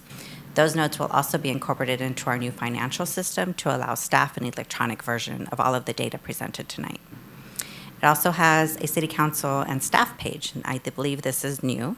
We want to recognize those that have both developed this budget and also are in charge for the oversight of our appropriations that we are adopting. We have a city manager's letter. The city manager's letter is an introduction to the budget and should be read in accordance in that format. We also have a summary of all the revenues and expenses for all of the funds as noted earlier, which incorporates the fund balances within those. We have a general fund revenue reserves overview, which we just went over. And we have the general fund summary of revenue and expenses by department, because again, that is our focus usually during the budget is our general fund. We provided some more detail there. We also have all of the revenues and expenses detailed by the fund type throughout the entire document. Last but not least, we end the document on page 176 with our personnel policy. The personnel policy overall does show an increase of 2 positions. One new inspector position is funded 50% through the Building Inspections Department in the General Fund, and the other 50% through the Community Development Department. And that position, was presented during the first study session that we had. The other position is actually 2 positions that were upgraded within the library department. In order to have the reopening, we needed to go ahead and augment that personnel back to full-time status. And so before it was funded, both were funded at 50%, and now they're 100%. And so together, those are equate to the 2 total positions in the changes. Also incorporated within tonight, you're adopting a resolution. The resolution acknowledges the public workshops that we have had and discussed today, our budget study sessions. It also has 2 exhibits. The first exhibit is 3 pages, and it's our GAN limit calculation, our appropriations limit calculation. This is derived back from a Proposition 4 bill in 1979 that requires cities to calculate what their limit is on the amount of general fund revenue that they can collect based on the population and the per capita income levels. So our limit is about 20.8 million, and our capacity, which means our current general fund revenues subject to the limit, are the appropriations limit, let me open that really quick, is 10.9 million, and our capacity, or the difference between the 20 and the 10.9, is 9.9 million. What that essentially says is that we could raise or collect additional general tax revenue up to 9.9 million. And that is something that is required by state law to be adopted within each budget. We also have something that is new in this budget resolution. It's called a continuing appropriations or carryover funding. It's noted as Exhibit B. We have $120,000 for the general fund. These are for ongoing contractual obligations that we have. And then the other portion, the almost 5 million, is for CIP projects that we also are carrying over that are multi-year funding. What will happen with these estimates, again, these are all our best estimate at this point in time, is in October, I'll provide you a year-end budget report. The year-end budget report will note where our general fund reserves ended, and it will also solidify what these carryovers actually are. So we pay invoices through the end of August, and right now we don't know what additional services will be rendered even in these next 2 weeks. If we have additional invoices, we'll pay them out. We'll come back to you. We'll show you that exact same exhibit, and I'll just add a column to the right that says actuals. And then that's what will be adopted into our financial statements. And what these appropriations do is that they basically restrict the funding to allow it to be carried over from one year to the next. Any questions on that since that's new? So that really concludes my presentation. I do want to thank everyone. The budget is a big, complicated puzzle. You have been extremely flexible. I appreciate that during this entire process, especially with our new financial system that we have going on and allowing me to do these study sessions just a little bit later than you normally are accustomed to. We've incorporated all the funding for all the priorities, and clearly the passion and the love that you have for the city has been shown to me and the public throughout this entire process. So I'm happy to take any additional questions you might have, if any, and we look forward to continuing to serve the public with this budget. Thank you. Great job, Carl. Thank you. Any comments beyond that? We are thrilled with the work that you've done, and it's so good to have this behind us when we make this vote. But it's very impressive with the uptake of the new software system and everything that has just been basically flawless. So I'm very proud of you guys. Okay. Mr. Mayor, if I could, if it's appropriate, I'd like to go ahead and make a motion to adopt and approve, move forward with the fiscal year 2021-22 budget. Okay, I heard a second. Moved in second. Space. You're happy to get to I that. beat you. It was a smooth process, actually. It's good. Okay, all those in favor? Aye. Any opposed or abstentions? The budget is passed. Thank you. Thank you so much. Good job. Good job. Budget's done. All right, we will move on to item 6D, discussion and potential action to approve change order number 1 to contract number 2019-04A re-advertisement of Wildcat Drive Improvements Project from Southwestern Avenue to South First Street for the waterline extension and associated road construction in the amount of $42,640, presented by Guillermo Cias, our Public Works Director. Backup is on pages 182 to 184. Good evening again, Mr. Mayor, members of the council, Guillermo Cias, Public Works Director. This item is related to the project that is currently in progress on Wildcat Avenue from Western Avenue to First Street. And as presented to the council before during the design of this item, today is for the approval of the change order for that contractor to perform this job, which is the extension of the water line along the south side of Western Avenue. And this is to take advantage of the construction that is currently in progress and to avoid the excavation or removal disruption of the asphalt recently placed or that will be recently placed when we do the continuation of Western Avenue to the south. The project, the cost is in the amount of $42,640 that will be the change order to Pyramid Construction. As noted on the bottom of the agenda, about $30,000 are not eligible to the grant. That will have to be paid by the City of Brawley, and it is expected to be reimbursed by the developer. Also, the other portion of the $42,000, which is close to $12,000, 88.53% is contributed by the grant, and the remaining $1,376 are going to be covered by the City of Raleigh, again expected to be reimbursed by the developer, and that's the item before you for approval tonight. Okay. Any questions that you have? Any questions? I'll entertain a I'll motion. make the motion to authorize contract change order number 1 to contract 2019-04 in the amount of $42,640. Been moved. Is there a second? Second. Councilman Castro? second. Okay. It's been moved and seconded. All those in favor? Aye. Aye. Any opposed or abstentions? Okay, thank you. Item 6E, discussion and potential action to authorize contract change order number 1 to contract number 2020-04, Legion Street Improvements Project Phase 3, from Kelly Avenue to West City limits for the additional 5 utility adjustments to LC Paving and Sealing Incorporated in the amount not to exceed $1,747.55.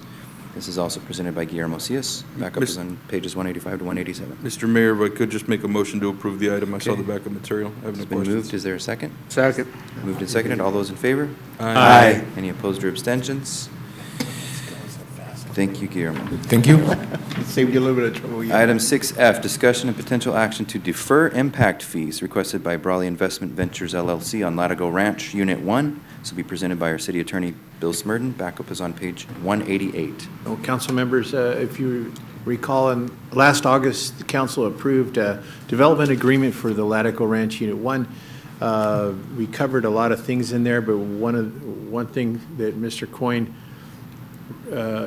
we found wasn't covered is the impact fees for water and sewer. And Mr. Coyne's requesting that they be deferred from the normal point where they're paid, which is issuance of building permit, to a certificate of occupancy. It comes out to a lot of money. I believe it's over $400,000 when all the units are built out. Of course, the city would lose a little bit of interest. It's impossible to calculate how much because you don't know how long it'll take to get from building permit to certificate of occupancy. But the point is that there is truly no impact on our system until the units are occupied. So it's within council's discretion to grant this request, and it's up to you. I think staff is recommending this. I'll make the motion to grant this, defer impact fees for this project. I do have a question, though, and maybe it's up for discussion.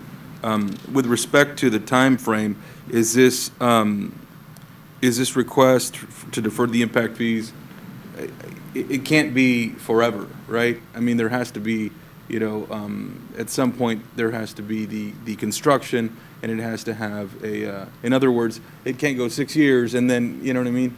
So. Right, I understand, and I believe the thing about it is normally what would happen, you pay it when you pull your permit. Right, understood. Right, so. So how is this going to be paid? What is the process? Once they're built and once they're sold, or? No, not sold, No. if I may jump in. Yeah. Not sold, it's when they're ready to be sold at COO, which is controlled by building. And so at that point in time, whatever amount of units are done, it would be required to collect the fees right then.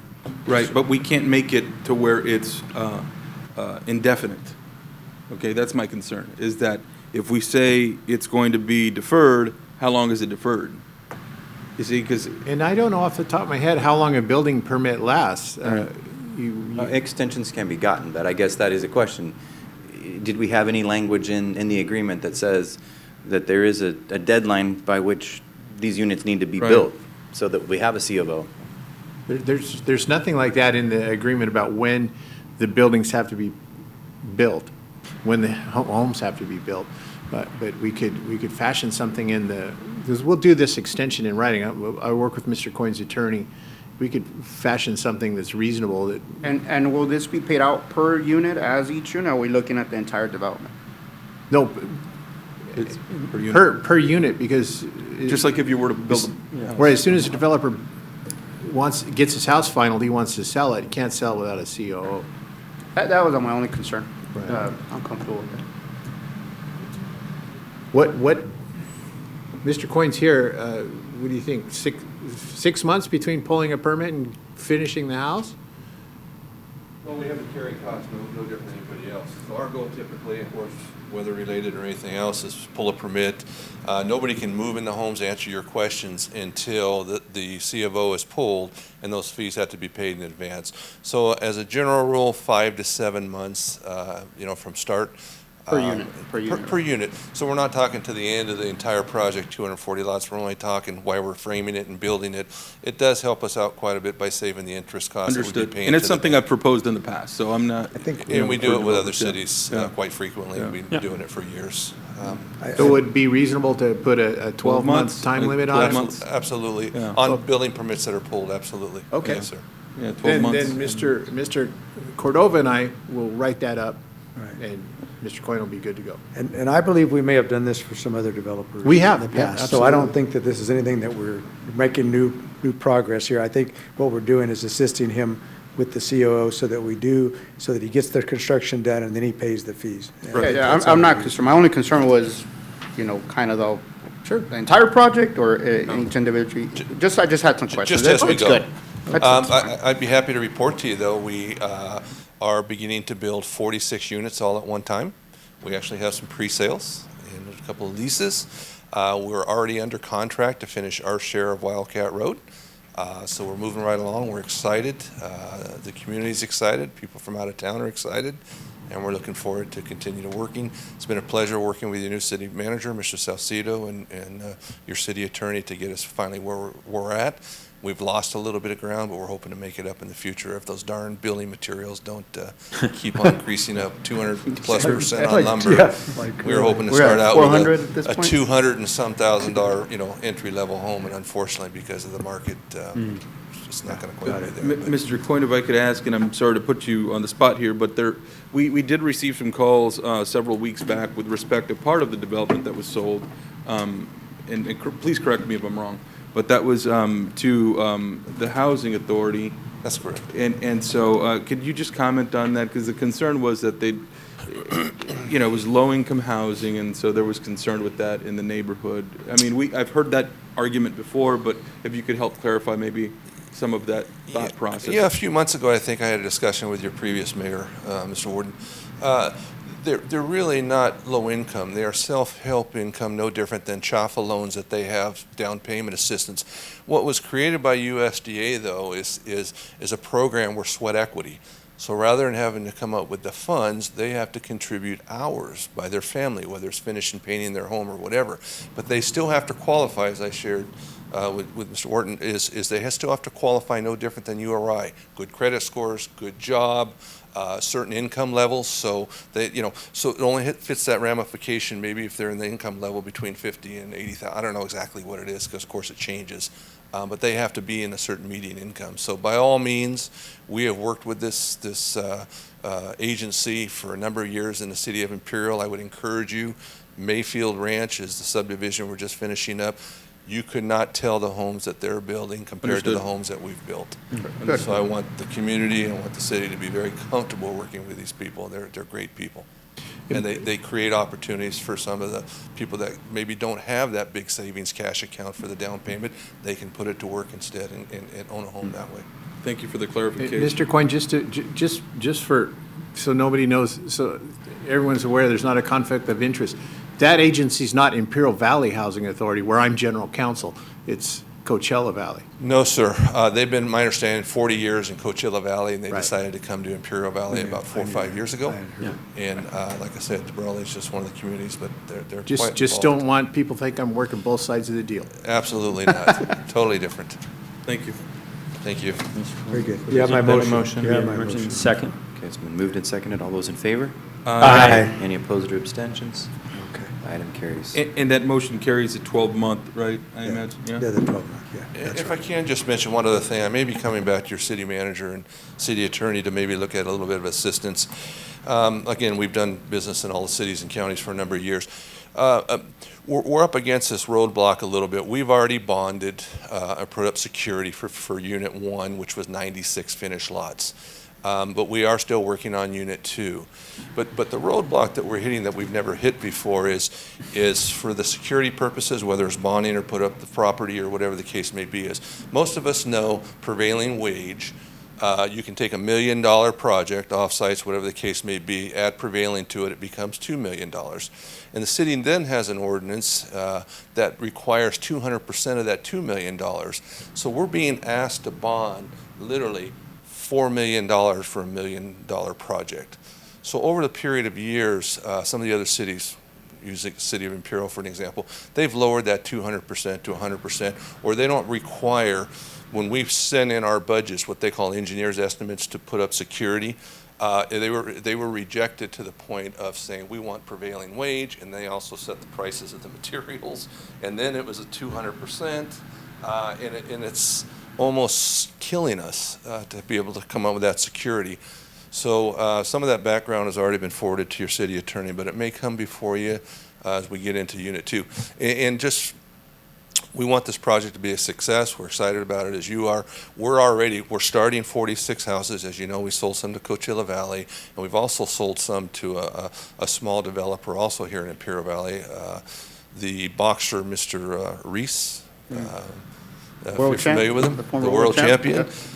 His dad has always built 1 or 2 houses at a time, and of course, due to his championship, he is now funding his father, who is a general contractor, and they used to build onesie twosies. They have purchased 20 lots, and they will be building mid to high-end homes in the area. So we're looking forward to work with them. But getting back to why we're building our 46, we're also going to be finishing lots on Unit 2A and 2B, which is another 100 lots that we'll have finished, completely infrastructure in, streets in. So hopefully, as we move along quite rapidly, we don't have to deal with 6 or 8 months of putting infrastructure in. They will be finished lots ready to go. So we're excited. Once we reach 50% sales in our phase 1, we're excited to move on and begin building homes on phase 2. So again, thanks for working with us. It's been a long road, and Wildcat, as soon as we can get in, we got some complications and conflicts, but we're contracted, we're committed, we're secured on that. We've already put up the security to make sure your Wildcat Road, which was one of your big concerns, will be in as soon as possible. We do have to work with a developer on the north side, and we have to work with the city who's taking care of that little project there, and I think we're really, really close, and we're excited about it. Thanks. Super. Thank you, Mr. Thank Mike. you. All right, item 6G. Did we vote on that? Oh. They did, yeah. Yeah, we did. Okay. We did. Item 6G, discussion and potential action to adopt resolution number 2021-. Resolution of the City Council of the City of Brawley, California, declaring its intention to consider permanently terminating special tax levy on CFD 2005-3, La Paloma, presented by Tyler Salcido, City Manager. Backup is on pages 189 to 193. Thank you, Mayor. Before I go into a very brief review of what's before you, I do want to point out that the two developers of La Paloma, Pacific West Development and Livingston Builders, had offered to be here for any questions and what have you. Taking a look at the agenda and I'm unsure of where we're going to exactly be with social distancing, I recommended that they just send some comments in via email that I will read towards the end of my summary here, and that they will definitely be here if this moves forward for the public hearing on July 20th. So before you today is, this evening is a resolution to initiate the special tax A, the facility special tax on CFD 2005-3 La Paloma. There are two special taxes on La Paloma, an A and a B. Special tax B is for services and is not affected by this proposed termination. So we're only talking about special tax A for the facility special tax. If so approved, tonight, the timeline of the termination of the special tax A would look something along this, like a public hearing would be held on the 20th, July 20th, at which time anyone wishing to address the City Council on the termination of the special tax A may do so. As I said previously, representatives from both developers of La Paloma will be present to address any questions. Following the public hearing, if council will be asked to adopt a resolution terminating the special tax A. If it is so approved, the city will record an amended notice of special tax lien notifying all property owners within the CFT that the special tax has been terminated. As I previously stated, the reasons developers had emailed me a joint email on a couple of the higher bullet points on why they are requesting this. First of all, they commented that La Paloma homeowners would benefit. Most of the homeowners who have been living at La Paloma have patiently dealt with a stalled project for over a decade. We believe removing special tax A will be a meaningful reduction of the homeowners' future tax burden and will be an appreciated gesture that will lighten their frustration with the development's past history. They did mention for the city of Brawley, there is a small benefit for us as far as time and dedicated time and resources to review and approve the CFD reimbursement packages for the two separate developers at La Paloma, which is the process now. Lastly, the benefit for the home builders and developers is potentially potential buyers now, and I'll just summarize. It's a little more lengthier than this, but potential buyers now view a CFD facilities tax as a major objection, whereas before a lot of developers were asking for the CFDs to be initiated and started, potential voters, like I said, now we view a CFD facilities tax as a major objection to buying a home, whereas before facilities tax were very common and more widely accepted. Specifically, Pacific West Development found that after the facilities tax removed from its development in the city of Imperial, sales absorption increased. Furthermore, since the developers will no longer be seeking reimbursement for off-site improvements, prevailing wages will be no longer required for such improvements, which will reduce the cost for the offset improvements by about 40%. Overall, the out-of-pocket cost for the off-site improvements will be greater without special tax A, but the increased absorption is expected to lessen the impact. That was their comments. So this is before you for your consideration to initiate the special tax A termination with this resolution before you. Questions? Tyler, so how are these CFD, the amounts that are raised through the CFD, how are those absorbed then by the developer? Yes. They then begin to pay yes. the extra cost? Yes. Okay. Any questions? No, I just like the statement, I'll never vote for another CFD as long as I'm on this council, but that's just my statement. Well, you get to terminate one now. Yeah. I do have a question for our city attorney. Do you see any, is there any objection for us to move forward with this if we were to? I don't think the residents will object. I think Right. the issue is that I think we haven't figured out yet is how to spend the money that's already been collected. How much is that?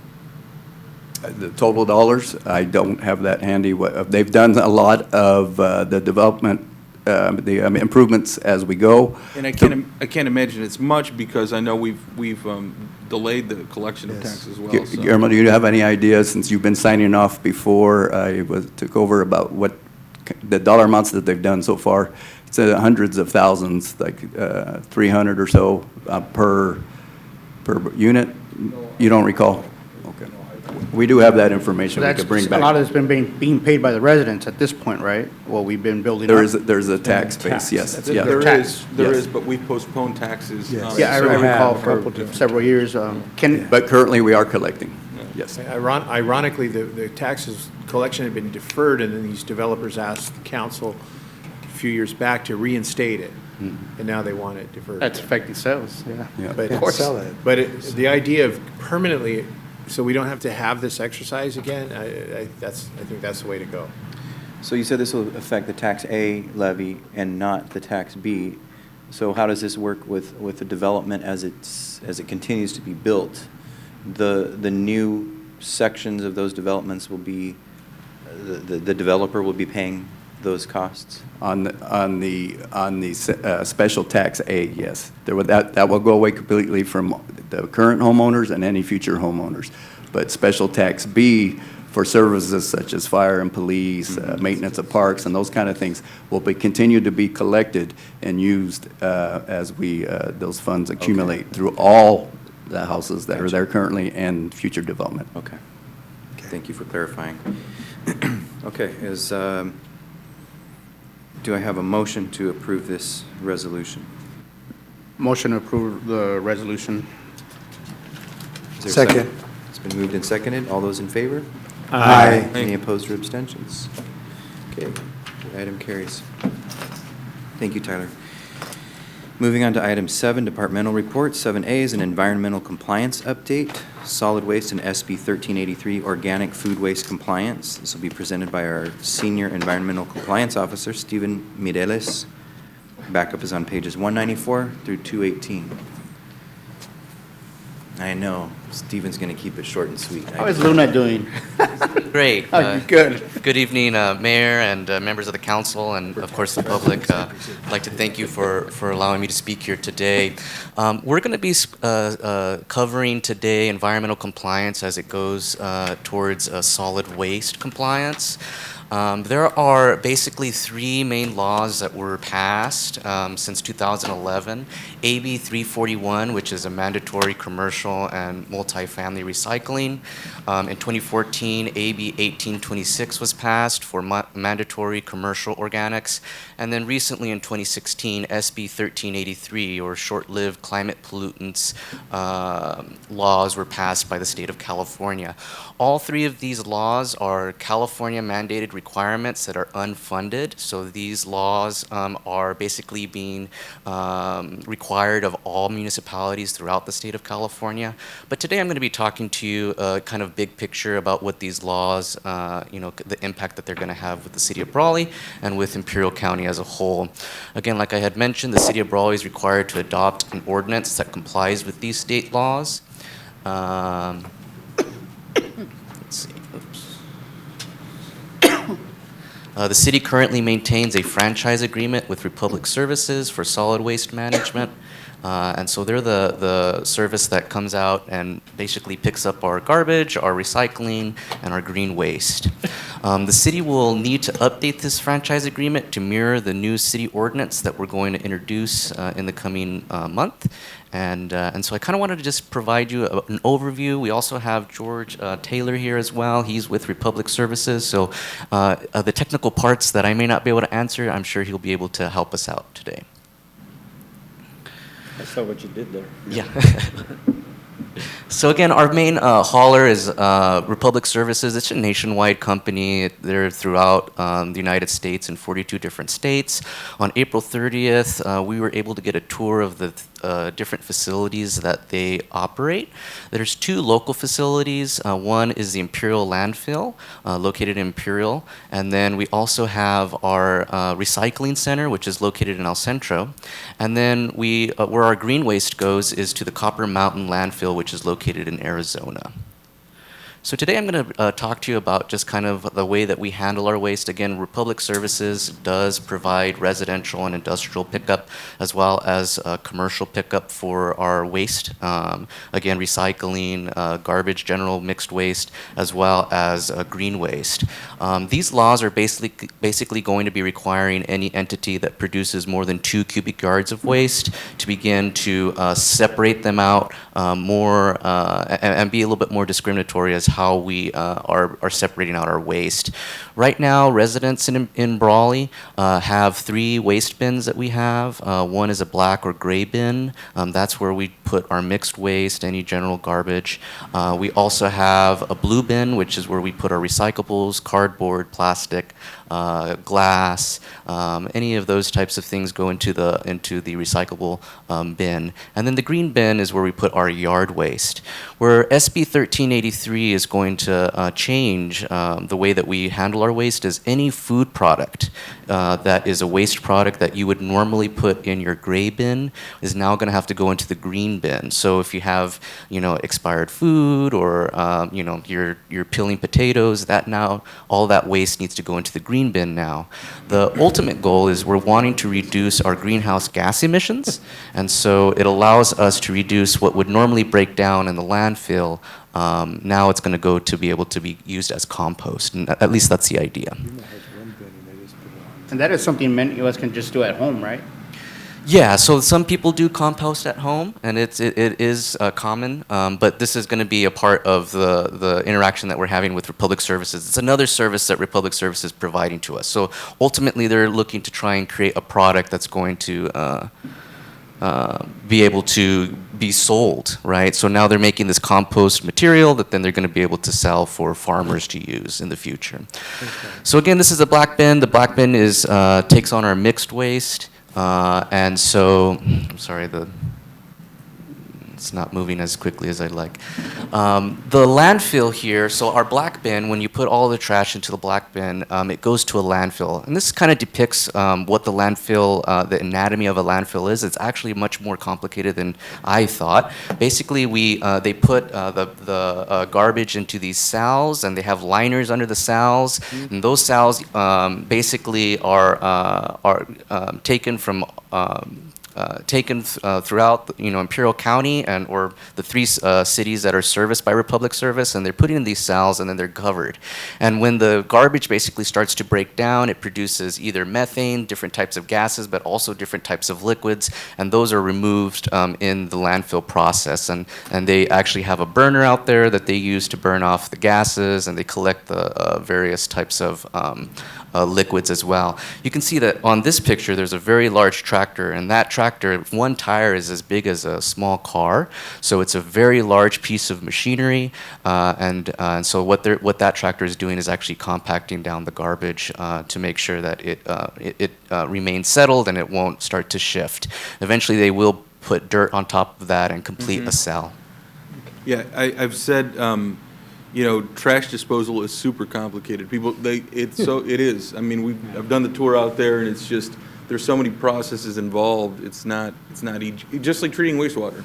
I mean, it's just a complicated process. Yes, sir. You can see here that these are wells that are actually go down through the structure, the entire landfill, and they capture the gas within the landfill. This is also the pipeline that collects the juices that kind of start to come out of landfill. It's not the sexiest thing to say. But there we go. All right. Well, certainly that's what's happening here. If you ever get that, you don't want to get that. Funny. Yeah, you don't want to get that. Here too, you see the bottom liner. Again, this is put at the bottom of the cells, and that's where the cell basically collects the different processes that come off of the landfill. Here as well, you see that there's concrete. This is where we collect our demolition debris in Imperial landfill. Also, residents of Brawley are allowed to bring in up to 4 loads a year of 1 ton each. So if there is loads that you have you have garbage at home that you want to just get rid of, you as a City of Brawley resident can bring it over to the Imperial landfill and dump it there for free. So moving on to the blue bin. The blue bin, again, this is where we put our recyclable material, your cans, your bottles, you put your cardboard boxes, anything like that. And basically what we're trying to do is sort out recyclable material, and then Republic Services takes it over to the El Centro facility where they load up all of that material, they sort through it, and they bundle it together. What Republic Services is trying to do is create a product which then they sell to a third party, which then recycles it and makes a new product out of it. So there is a financial incentive for for us to sort out our garbage well, so that Republic Services can make a product and actually make a profit from our recyclable material.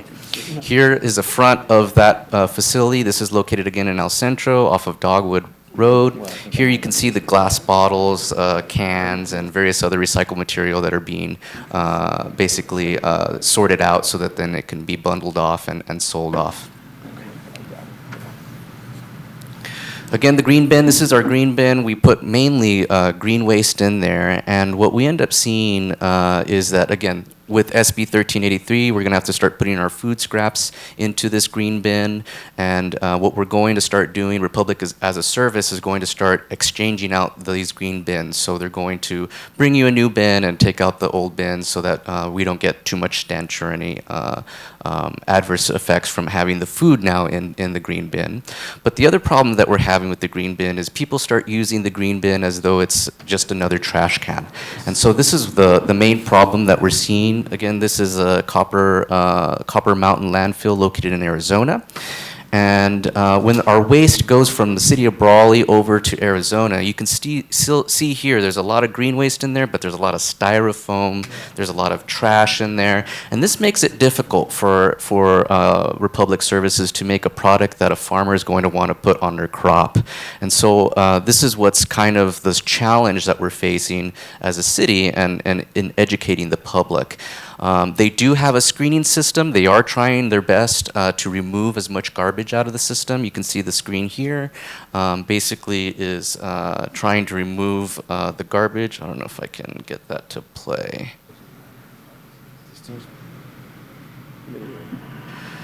So here, the truck is actually being loaded in with the green material, and it's sorting out garbage, large pieces of debris, and it's trying to remove as much garbage as possible. Spitting it out? Yeah. And it's spitting it out at the end there. Yeah. Cool. A few more slides here. So again, you can see it's very contaminated with various pieces of plastic, styrofoam, things that just should not be in the green bin. This should be going into your waste bin, into your black bin. But what we're seeing is there's a significant amount of contamination. And the end product, what we're trying to create here, again here you can see all the garbage, and this is coming from the cities of Imperial, the cities of Brawley, and Calexico. That's the service area for Republic Services. El Centro uses a different one. I'm sorry? I think it said Sam Couchman on that bill. Oh, no. The yard man. These are, again, the piles that we have, and they're waiting for them to kind of dry out. And again, there's a process where they're trying to remove and grind down that product. But we're getting to basically the end product here. This is, it's spread out, and what they're going to do is then make this into a product that hopefully in the future, maybe 5 years from now, we'll be able to sell to farmers and reduce our overall greenhouse gas emissions and our footprint as it relates to the environment.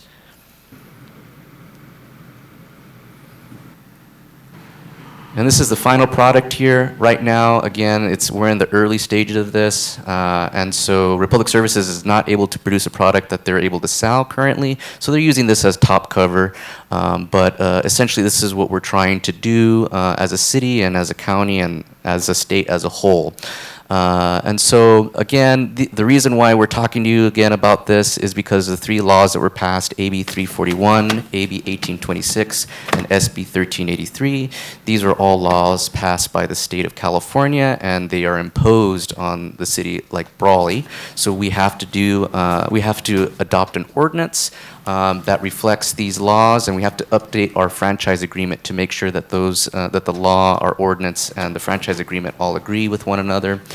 And ultimately, what the impact is commercial customers will need to comply with these recycling requirements starting in 2022, and residential customers will need to start to comply with recycling requirements starting in 2024.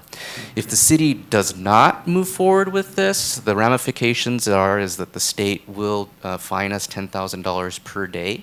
And so it is important for us to comply, even though, we may not see that it's as important to us locally. It is something that the state has deemed necessary for us to move forward. So with that, if you have any questions for myself or for George, I'd like to entertain that. I have a question. Yes, sir. As regards the green can and the yard waste, sometimes that can be very bulky.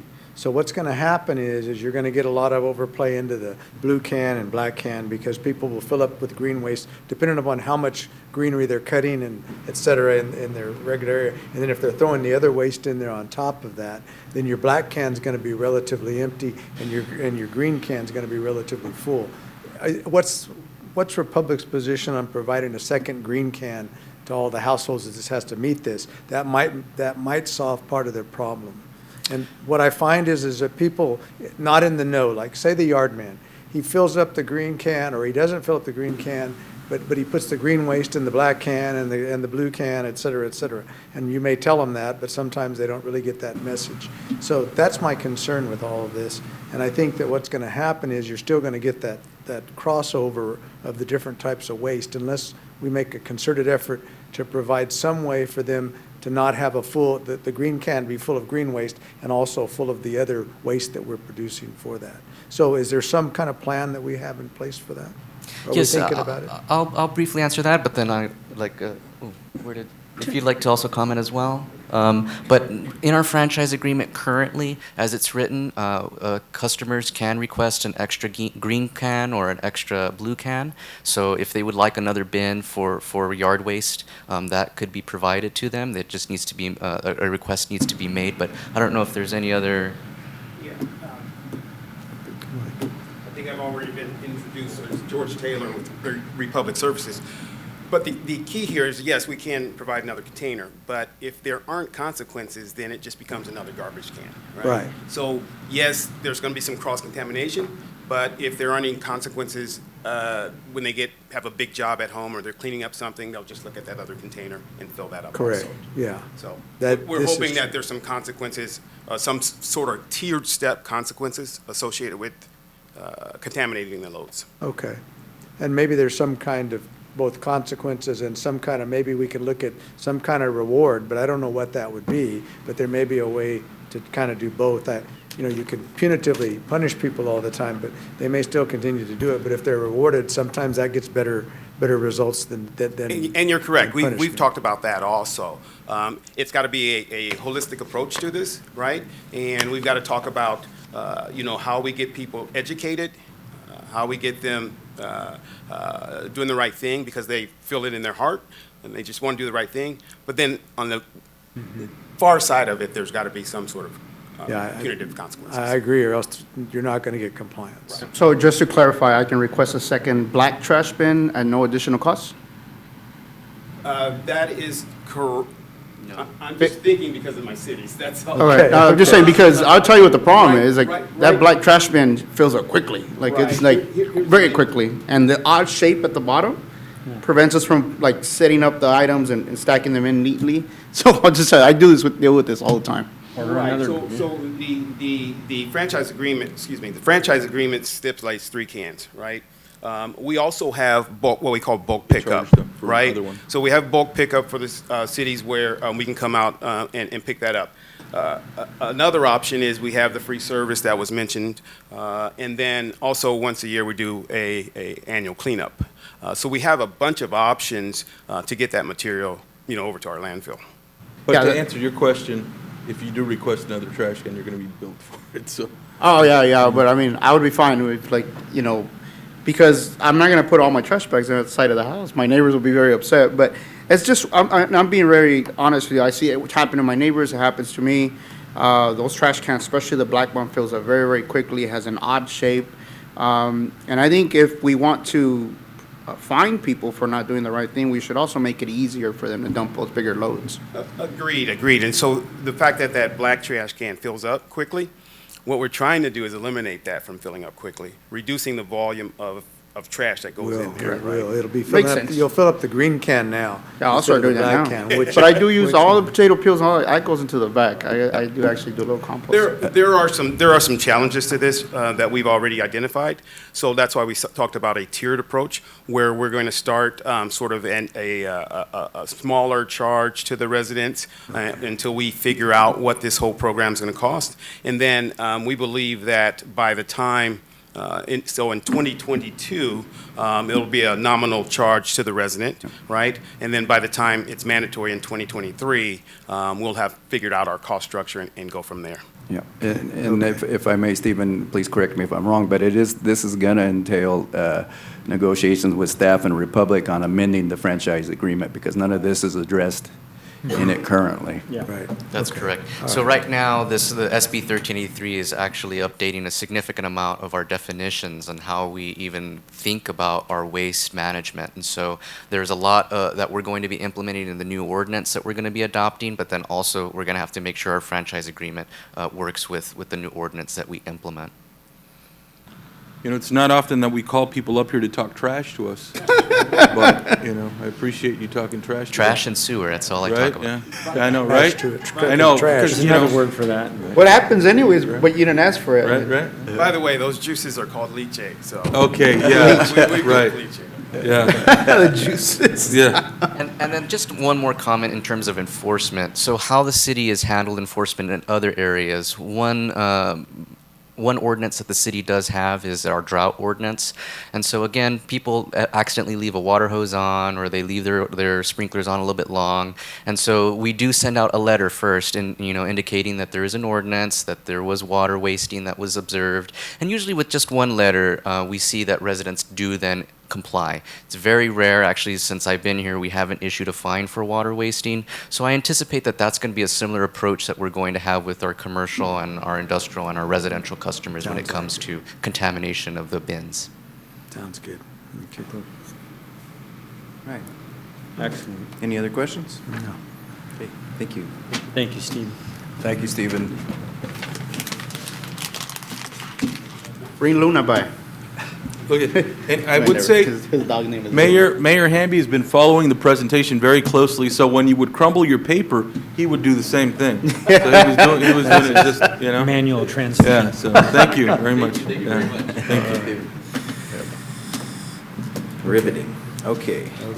We're going to move on to item 8, which is city council member reports, and I would ask that you keep these short. Mr. Mayor, in light of the heavy work tonight, I'm going to go ahead and hold back on any comments, and I'll reserve that for the next meeting. Thank you. Mr. Castro. Just real quick, we're initiating in March, starting June 28th, in support of deported veterans. We'll be walking the entire length of the border to bring national attention to this issue. That's all I got. Mr. Nava. Just very briefly, earlier today, we did, on consent agenda, we approved the extension of the lease with the, for the Elks Youth Building, which is located here on A Street, and that is with the La Gente Boxing Club. So I did mention to you all that I was working on something along with staff, and I'm excited to say it. We will have a welcome back event. It's happening this Monday along with city staff. I do want to thank Parks and Rec in particular for doing such a great job out there, cleaning up the facility, getting it ready. But really, it's just more of an introduction back to the community. It's a welcome back, and it's for everybody's sake, for the public's sake, for the city council, for city staff, just to build and get morale back up. We're back, we're open, and the invitation will be posted online, but it's a welcome back event, it's a reopening event, if you will. And we are getting the assistance from Brawley PD and Brawley Fire, just to make a bigger show of it. It will go out to the media as well. And so there will be some boxing exhibition. It starts at 6:30 on Monday, And, this is an invitation to the public and certainly all of council. We'll be making some remarks, and staff will be there as well. I think it's just a good way to signal that we are back up and running. It's a positive event.